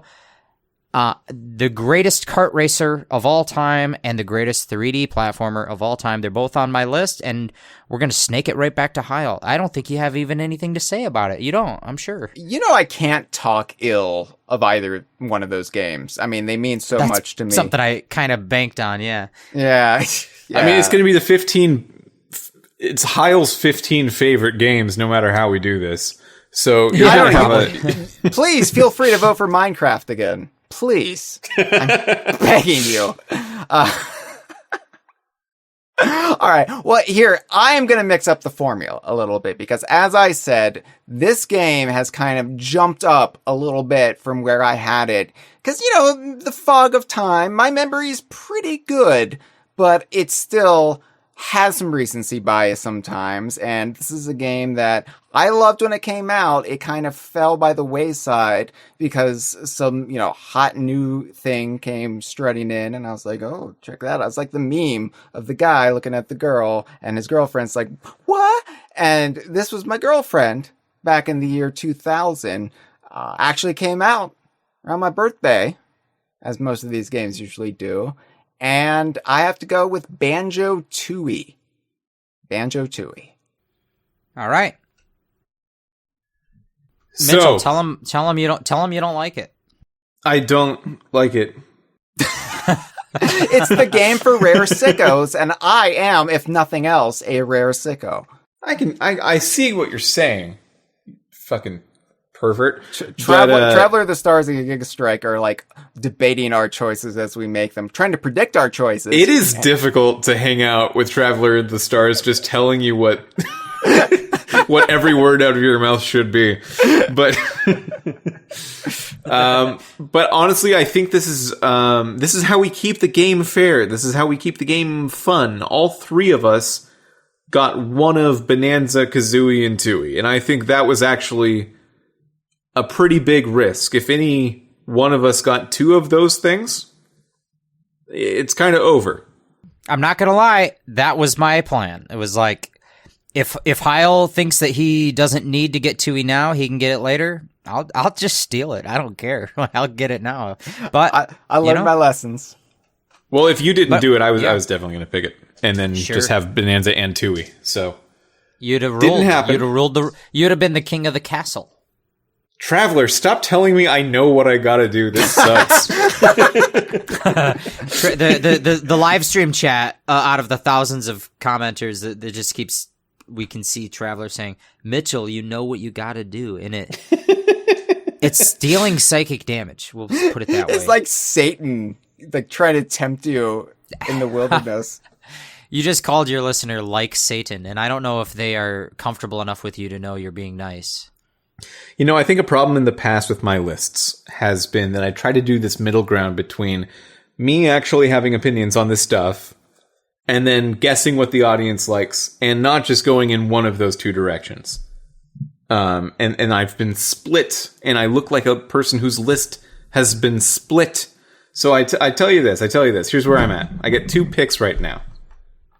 And we got the three biggest 3D platformers. What I'd like is a real good 2D platformer. Like a really, really juicy one. Like a great one, maybe. And I'm going to think outside the bun a little bit. Taco and get Bell, a really yes! great 2D platformer. And get Yooka-Laylee in the Impossible Lair. Oh, okay. I love that pick because, listen, we always do this where we're like, I want to make fun of you, but I respect that. I too much. I can't be making fun of you. We keep doing that, but I usually don't do that. The one time I will do that, is where a game that I actually think is criminally underrated, and I just don't want to. Like, I will call Banjo-Kazooie shit if you guys pick it. I will tell it to its face that it's garbage because I know it doesn't need my help. But Impossible Lair is a cute little thing that needs my help a little, like a wounded baby bird. It's a game that deserves to be praised. I love it, and I don't want to tear it down because it's the one game on this list that I think is as good as these classics, but doesn't get credited as such. So I'll give you, that's a great pick. And also, I'm in it. Yeah, for I'm full in transparency, Jeff and I are bees, and Mitchell is mentioned in the credits under a pseudonym. I'm in the game. There's a guy in that game. I think my named name after is me. just in the. I think it's credits, MF right? Wolfe, which isn't a very clever pseudonym. We can figure that out. Are we sure? I don't know. It's been a while since actually I don't beat know. it. I don't know, but Listen, it's a good game, but it has me in it. And also, I recently started a beekeeping mentorship program. I'm doing it through the whole summer. I'm going to learn everything there is to learn about keeping bees. And for that reason, I will finally be able to beat the impossible layer. When I have my army of bees, my Beetalion Guard, I will be able to do it. It's hard. It's a difficult gauntlet. it is. You know, my dad kept bees for a while. Tell him I say hi. You know, tell him if he ever needs someone just to make sure your mom's taken care of, whatever that entails. Mm. Yeah, And then Mitchell, you get to go again, wait, twice-wise. wait. Wait, what? Is that right? Yeah. Yeah. It goes Mitchell, Hyle, me, and then Here- me, Hyle, Mitchell. Here's the problem. And then Here's the it'll go problem. Mitchell, Yooka-Laylee and the Impossible Layer sounds like two separate games. So my bad. My bad. Well, here's a game that sounds like 8 separate games. Mario Kart 8.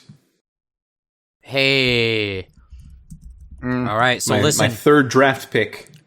I think the both of you this year are playing it different than you did 2 years ago. You're very you're playing the game more, I think, because not to say that I know better than you, but I'm noticing that like last year Hyle picked Sea of Thieves in his second pick, and it's like, okay, Mitchell sees that Diddy Kong Racing's off the board, he's going to grab the one. He's not going to grab Sonic Racing this year. He's learned. He's grown and evolved. But Mitchell, you can speak to it. There's also another Mario Kart you could have picked. That's interesting, huh? Yeah, I picked the best one. I picked the best Mario Kart game. I don't know. I don't It's know. a loose strategy, I admit, to pick the best one. It's a little bougie to drive a Mercedes, don't you think? Remember that? I think options are the spice of the class system we find ourselves within. And to be given a Mercedes just for a day is... If that's not what video games are for, what are they for? Mercedes nuts, right? Yeah, okay, listen. Hyle, you're back on the clock. Yeah, we are on the clock. You know, whenever I think about being on the clock, sometimes I think about a little stopwatch boy, but the Miami Sound Machine drafted Diddy Kong Racing, and I've got to let it go. I've got to let it go. And you might think, well, what else is like being on the clock? And I'm really stretching this out, aren't I? Yeah, what are you saying? Yeah, I don't know what this is. All right, well, sometimes I think being on the clock means trying to do a little jigsaw puzzle with your floating disembodied hand. But of course, Banjo-Kazooie and Banjo-Tooie already been drafted. I drafted Banjo-Tooie. So sometimes being on the clock... I don't know what this is at all. Fucking means what? that some little pig boy, some little professor, some little tutorial man is timing you. See how fast you can go through these extremely long 2D platforming levels. But you know what? Talking about having a moment, that guy's got keychain and a theme park. He's got an animatronic at a theme park. Maybe a third thing to make it the rule of threes. I am going to draft for my third pick. Professor Chops. Donkey Kong Country Tropical Freeze. And I'm drafting it because it's still a really good game. And it's also spicing up my list a little bit because I had a rare game. 2 rare sequels, in fact.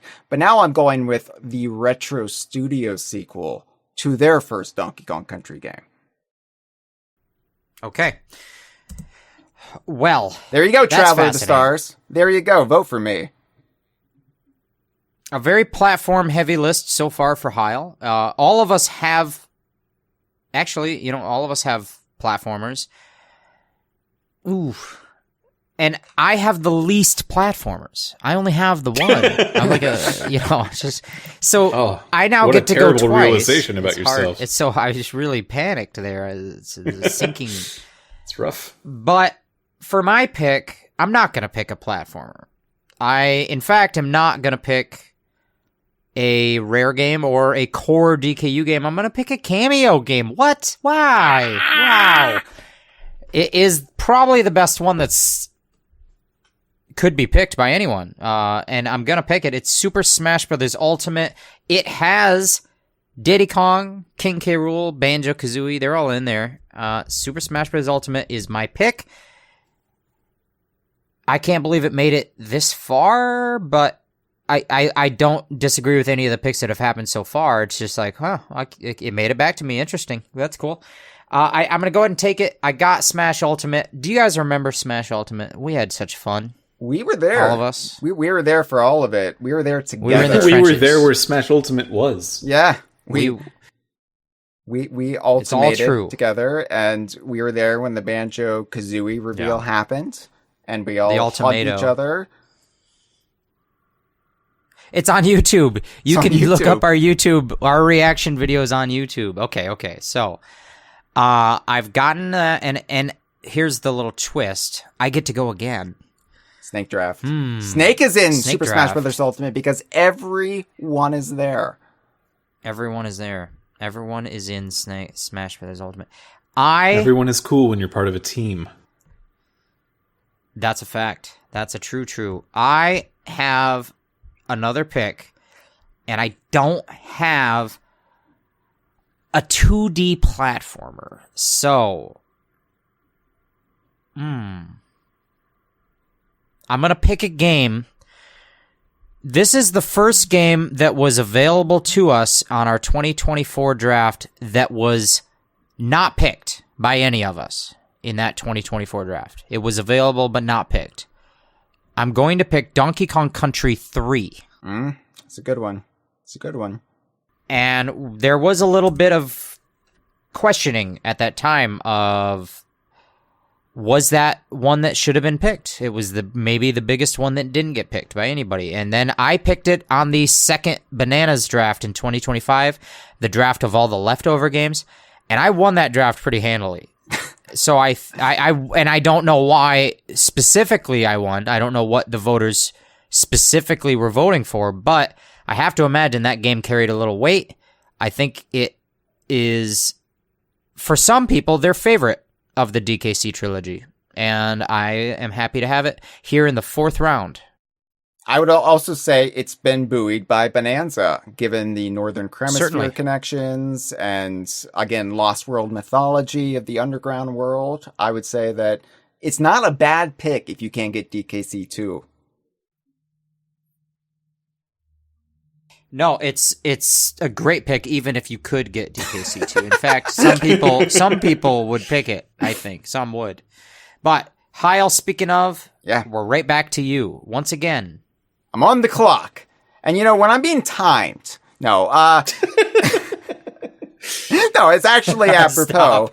Because when I am being timed, I love to think about Tracky Train. Everybody comes after me because I don't diversify my portfolio enough. Excuse me, I don't pad my roster enough. I don't have enough of a diverse range of games on my list because I vote with my heart. And what my heart wants is not really what everybody else's brain wants. So I'm going to go a different route this year. And look, Diddy Kong Racing is my game. It's my racing game. It's my go-to. I didn't get it. And I let it go by voting for Donkey Kong Country 2 and being in the middle. I realized that.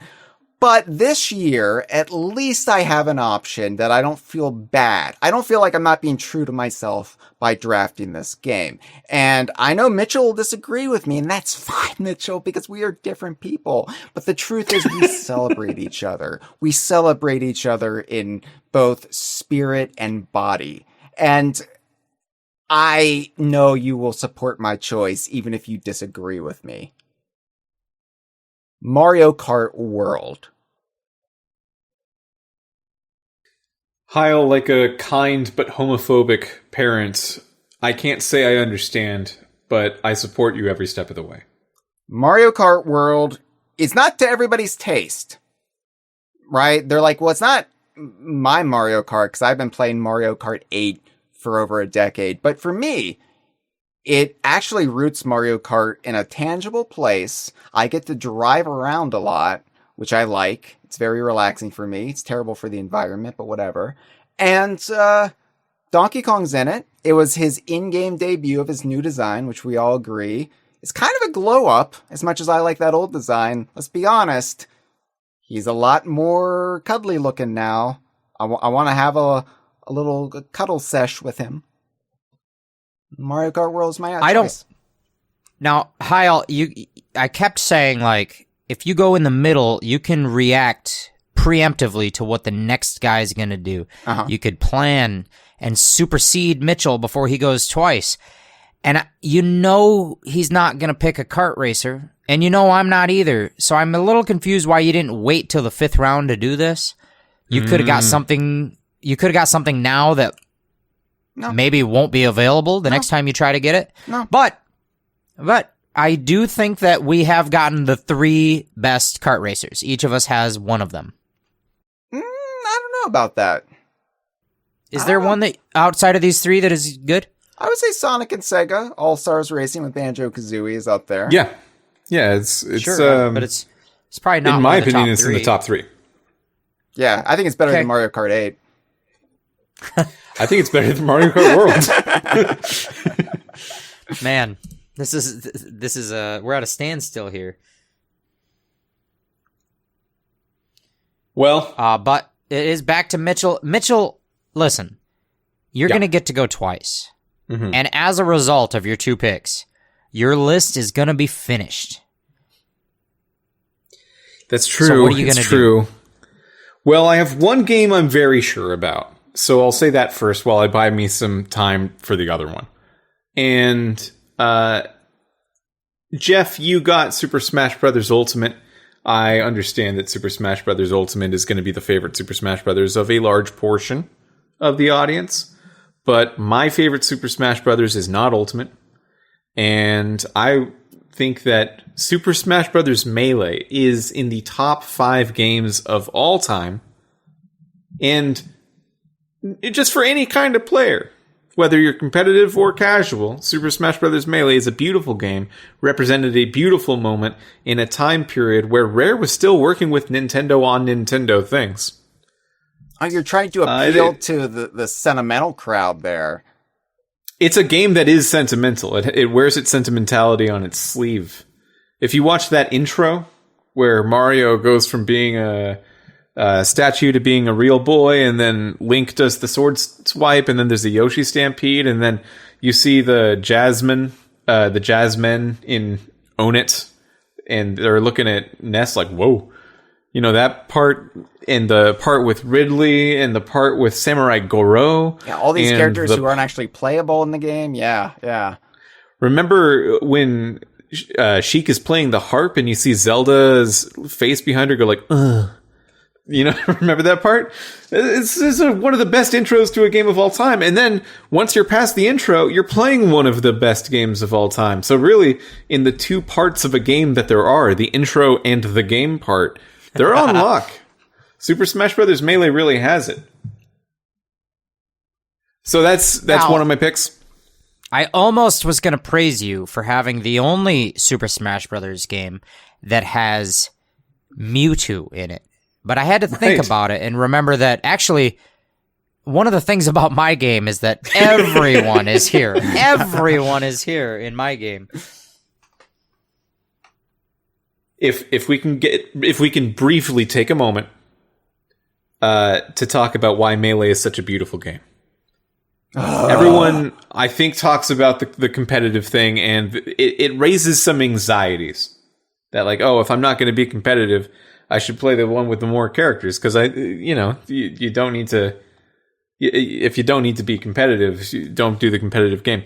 Melee is not a competitive game, and it wasn't seen as such until they made a game that was so much worse at being a competitive game because of, one bad decision or another. Melee is a game that is all things to all people. And if you dig it up again, like I know Jeff recently did and had a very good time with, and I'm using it against him right now. Listen, I didn't want to bring it up. Yeah, you can play Melee and have a lot of fun. You can play Melee and have a lot of fun. I'll just say that.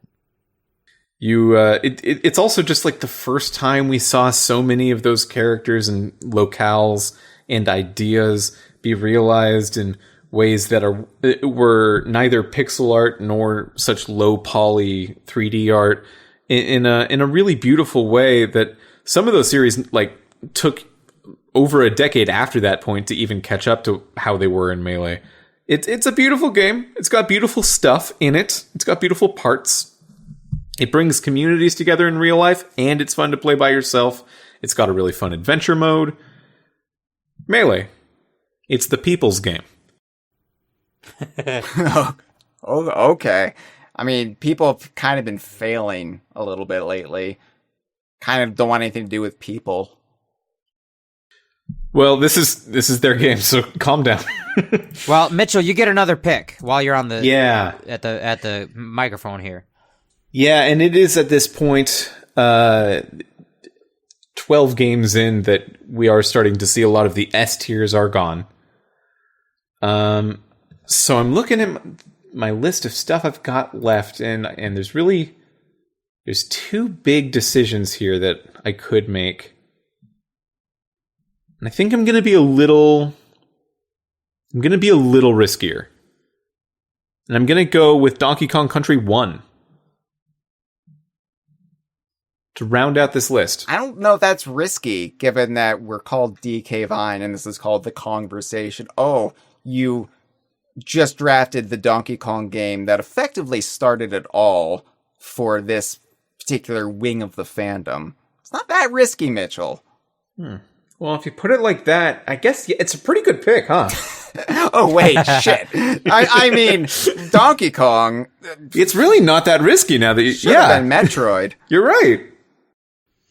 Yeah, I mean, it is nice to be able to get the sloppy leftovers of the three better Donkey Kong Country games that are in the pentology. But at least you got something. I mean, Sloppy Sands was a stage in Returns. So... doesn't even work. Yeah, that's why. All right. Okay. All right. Yeah, that's my list. All right. All right. Good deal. I'm and closed up. We will recap it at the end. But the Amster Goddams, god damn it, they got one more pick, don't they? Yeah, and this is hard. This is hard because, I've got two 2D platformers. I've got a great 3D platformer in Banjo-Tooie, and I've got a racing game that I really like. Damn it. And I'm still on the diversify kick. I'm still on padding my roster. And, my heart picks, Ghoulies is screaming out to me. Star Fox Adventures is screaming out to me. Talk about having a moment. That Fox guy, he's everywhere right now. He's so attractive. Yeah, we all want to fuck him. Okay. Get dried stains in his fur. Okay. So I'm not going with any of that, though, because I'm looking at what else is hot right now outside of my window. I'm looking at cozy games. Cozy games are also having a moment. On the Switch, too. It's basically running the whole console right now. And I was like, well, what do we have in the DKU that's comparable in the cozy game? So you know what? The original is having its 20th anniversary later this year, and we are going to celebrate that here on the Kongversation at long last. But I'm going to jump ahead a little bit in the timeline and go with a better one. Viva Pinata, Trouble in Paradise. It's a nice round pick. It is very fun watching us do these like a second time and see where we repeat ourselves and where we change. Like Mitchell got DKC the first time around, and Hyle got Viva Pinata, Trouble in Paradise the first time around. It's just kind of fun. I'm not making a comment about the qualities of the choices. I just think it's fun. I mean, you did lose, both of you, that first game, but I'm not making a comment. But here's the thing. Bananza and Mario Kart World kind of changed everything, right? Yeah. Bananza does. They changed everything. Yeah, and Dunk Dunk. Dunk Dunk is a big, yeah. Jeff, you know, I honestly thought about Trouble in Paradise. I'll give you that. It's a really good pick, and I almost picked it. And the main reason I didn't is because it is too well known that I actually don't like that game that much, and I would be punished. I think you got punished. You got punished last year for picking Bad Fur Day. You did. Yeah. Karmically. So you know, a person who likes it, pretty good. Yeah, I don't dislike the pick at all. But it is back to me. I have to finish out my list, and I'm not going to go with any sort of unexpected. I'm not going to go with any sort of game. I'm not going to go with any. This one's more of a sort fruit of basket. I'm not going to go with a dark horse. I'm not going to go with a wild card. I'm not going to pick something from the 2000s that was made by Rare that we value highly on the staff, but we're not really sure if our audience even cares. I did that. I did do that once before. I picked Grab by the Ghoulies, and I won really big. I did, but I don't want to do it this year. I think that with the Bananza bump, I think with the sheer priorities of our audience, you gotta stick with the big names. I think that Donkey Kong is hot right now. It's having a moment. So, I think... Okay, I actually didn't have the specific thing to say in mind. I have to look at my thing. Yep. Okay. Oof. Jungle Beat? No. Conga 2. No. Jungle Beat New Play Edition. Donkey Kong Country Barrel Maze. Donkey Kong 64. Oh! I thought you were going to go with Returns, and you zagged me. I thought about it, and I think that Returns is having a moment this year. But it had a moment, yeah. I worry that Returns, with all of our lists having DKC games on them, Returns might draw too directly a comparison to if somebody has Tropical Freeze and then I have Returns. I look like a little boy. I don't want to be a little boy. I want a big man, big strong man with the muscles, man. So I don't want another inferior 2D platformer. I like Returns quite a bit. Sorry, Traveler of the Stars. I like that Professor Chops. I hope he's in the movie. But Donkey Kong 64, I think that it is having a little bit of a moment because of Bonanza. And I think that 3D platformers, people are saying that they're... Listen, so, okay, that's my list. Before we take the calls, there's no calls. There's no calls. There's no calls. Yeah, okay. Yeah, okay. Well, Hyle, you run the show. It's your house. Why don't you... Like tell us what we do now. I know we're up against the clock here, and I know it's very much like a DKU game that none of us drafted, which was Alarmo, which of course has a cameo appearance from Donkey Kong on the Alarmo, and also is notably not a game. It is actually. Not if you check our games list, it's on there. You can't just publish your wrong opinion and then use it as a source. The New York Times does it all the time, Mitchell. The Washington Post, famously doing it right now. CBS News. Anyway, so yeah, none of us voted for Nintendo Sound Clock Alarmo. Maybe next time. However, I think we need to once again read out our draft picks. And we're going to then put it to all of the DK Vine patrons, patreon.com/DK Vine. We'll send out the questionnaire probably the day after this goes live. And then there's going to be a week of voting. And then the results will be read live on the episode after next.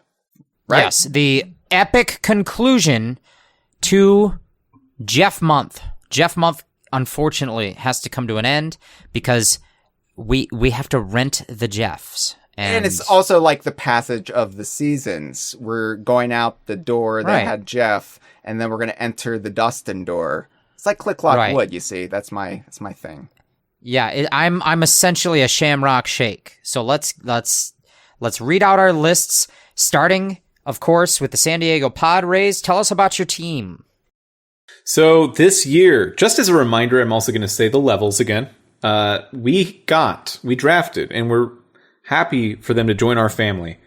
Treasure Trove Cove from Banjo-Kazooie, Mad Monster Mansion from Banjo-Kazooie, Freezer Lair from Donkey Kong Bananza, Radiance Lair from Donkey Kong Bananza, and Grunty Industries from Banjo-Tooie. And for our games, we got them. We got LeBron, Donkey Kong Bananza, Impossible Lair, Yooka-Laylee and the Mario Kart 8, including Deluxe. A lot of people forget that. Super Smash Bros. Melee, and Donkey Kong Country, the original. Well said. Those are the ones that you did. Hyle, with the Amster Goddams. Amster Goddams. What do you got? Yeah, so starting with the 3D worlds, Mitchell called them levels. That's kind of inaccurate, don't you think? Yeah, a level is a tool. It tells you when the wood is balanced against the earth. Yeah. Yeah, I have a level right in my drawer here. Did you know that about me? In case you need to do wood? I don't have a drawer. I only have shelves here. My desk is a GameCube. Oh, no. All right. No, when I hang the art and what have you. Anyway, so for the worlds, the Amster Goddams drafted Feast Layer from Donkey Kong Bananza, Click Clock Wood from Banjo-Kazooie, DK Island, because it counts, from Donkey Kong Bananza. It's War from Conker's Bad Fur Day. And Pterodactyl Land from Banjo-Tooie, because we love dinosaurs. And for the games. And I don't know if Bananza's LeBron. I think Donkey Kong Country 2 might be LeBron. Banjo-Tooie. It's more like if we're going with like an analogy, it feels like Michael Jordan because it's the older one, but it's better. I mean, the guy with the Hitler mustache, really? Is he? Remember he had the Hitler mustache in that one underwear commercial? Anyway, I'm old. I'm using old references. Banjo-Tooie, Donkey Kong Country Tropical Freeze, Mario Kart World, and Viva Pinata, Trouble in Paradise. Yep. Very serviceable. All right. I get the job done. What can I say? All right. So, the Miami Sound Machine, as represented by Jeff, and by the way, I don't want people to be influenced to vote just because it's Jeff month. But if they are, I can't stop them, But Miami Sound Machine with 3D platforming worlds. I got the Planet Core, baby, from Donkey Kong Bananza. Witchy World from Banjo-Tooie. It's one word. That's a one-word. It is. Title. Witchy World. Freeze Easy Peak from Banjo-Kazooie. You spelled it wrong, Jeff. No, I'm looking at the document and I believe it is spelled correctly. That's because Mitchell just changed it. Well, we're doing this like the Tonight Show. We just tape over the tapes. So listen. Planet Core, Witchy World, Freeze Easy Peak, Spooky from Bad Fur Day, Conker's Bad Fur Day, and Canyon Layer from Donkey Kong Bananza. Somebody spelled that wrong. We'll have to tape over it like a Doctor Who serial from the 60s. And other than that, we got to move on to the games. Got to do the games. ReDraftee. All right. So Miami Sound Machine games, DKU games. I got Banjo-Kazooie, the best 3D platformer. Diddy Kong Racing, the best kart racer. Super Smash Bros. Ultimate, the best Super Smash Bros. Donkey Kong Country 3, the best 2D platformer. Donkey Kong 64, the best 3D platformer. All right. I got the best 3D platformer twice. Wow. Wow. What a list. Yeah. Wow. It's got games on it. This is interesting, though. I feel like we've spiced it up, and that's what Mitchell likes. You like it spicy, right? I do like it spicy. I like it juicy. You like it juicy now, too? I like it juicy. I like when there's moisture Gross. for my family to sup. Oh, yeah, because you're starving To children. Or, excuse me, you're dehydrated children. I never said they're children. Dehydrated. Speaking of dehydrated, this is all brought to you by Jack Link's Beef Jerky. No. Feed your wild side. It's been sponsored. No? Is it not? No. I wasn't sure. We're specifically sponsored by the piss that comes out of the Sasquatch in that one commercial. We're not actually sponsored by the jerky itself. Look it up. Look it up. Look it up, That's Hyle. a real commercial. We could draft that one. Oh, boy. Yeah, I mean, the only thing left to say, I guess, come on, shake your body, baby, do the conga. I know you can't control yourself any longer, right? Do they do the national anthem after? Yeah, as they're filtering out of the stadium. Just on repeat. Come on, shake your body, baby, do the conga. I know you can't control yourself any longer. Come on, shake your body, baby, do the conga. I know you can't control yourself any longer. Come on, shake your body, baby, do the conga. I know you can't control yourself any longer. Come on, shake your body, baby, do the conga. I know you can't control yourself any longer. Come on, shake your body, baby, do the conga. I know you can't control yourself any longer. Come on, shake your body, baby, do the conga. I know you can't control yourself any longer. Come on, shake your body, baby, do the conga. I know you can't control yourself any longer. Come on, shake your body, baby, do the conga. I know you can't control yourself any longer. Come on, shake your body, baby, do the conga. I know you can't control yourself any longer. Come on, shake your body, baby, do the conga. This has been a File 2 production. Que rico.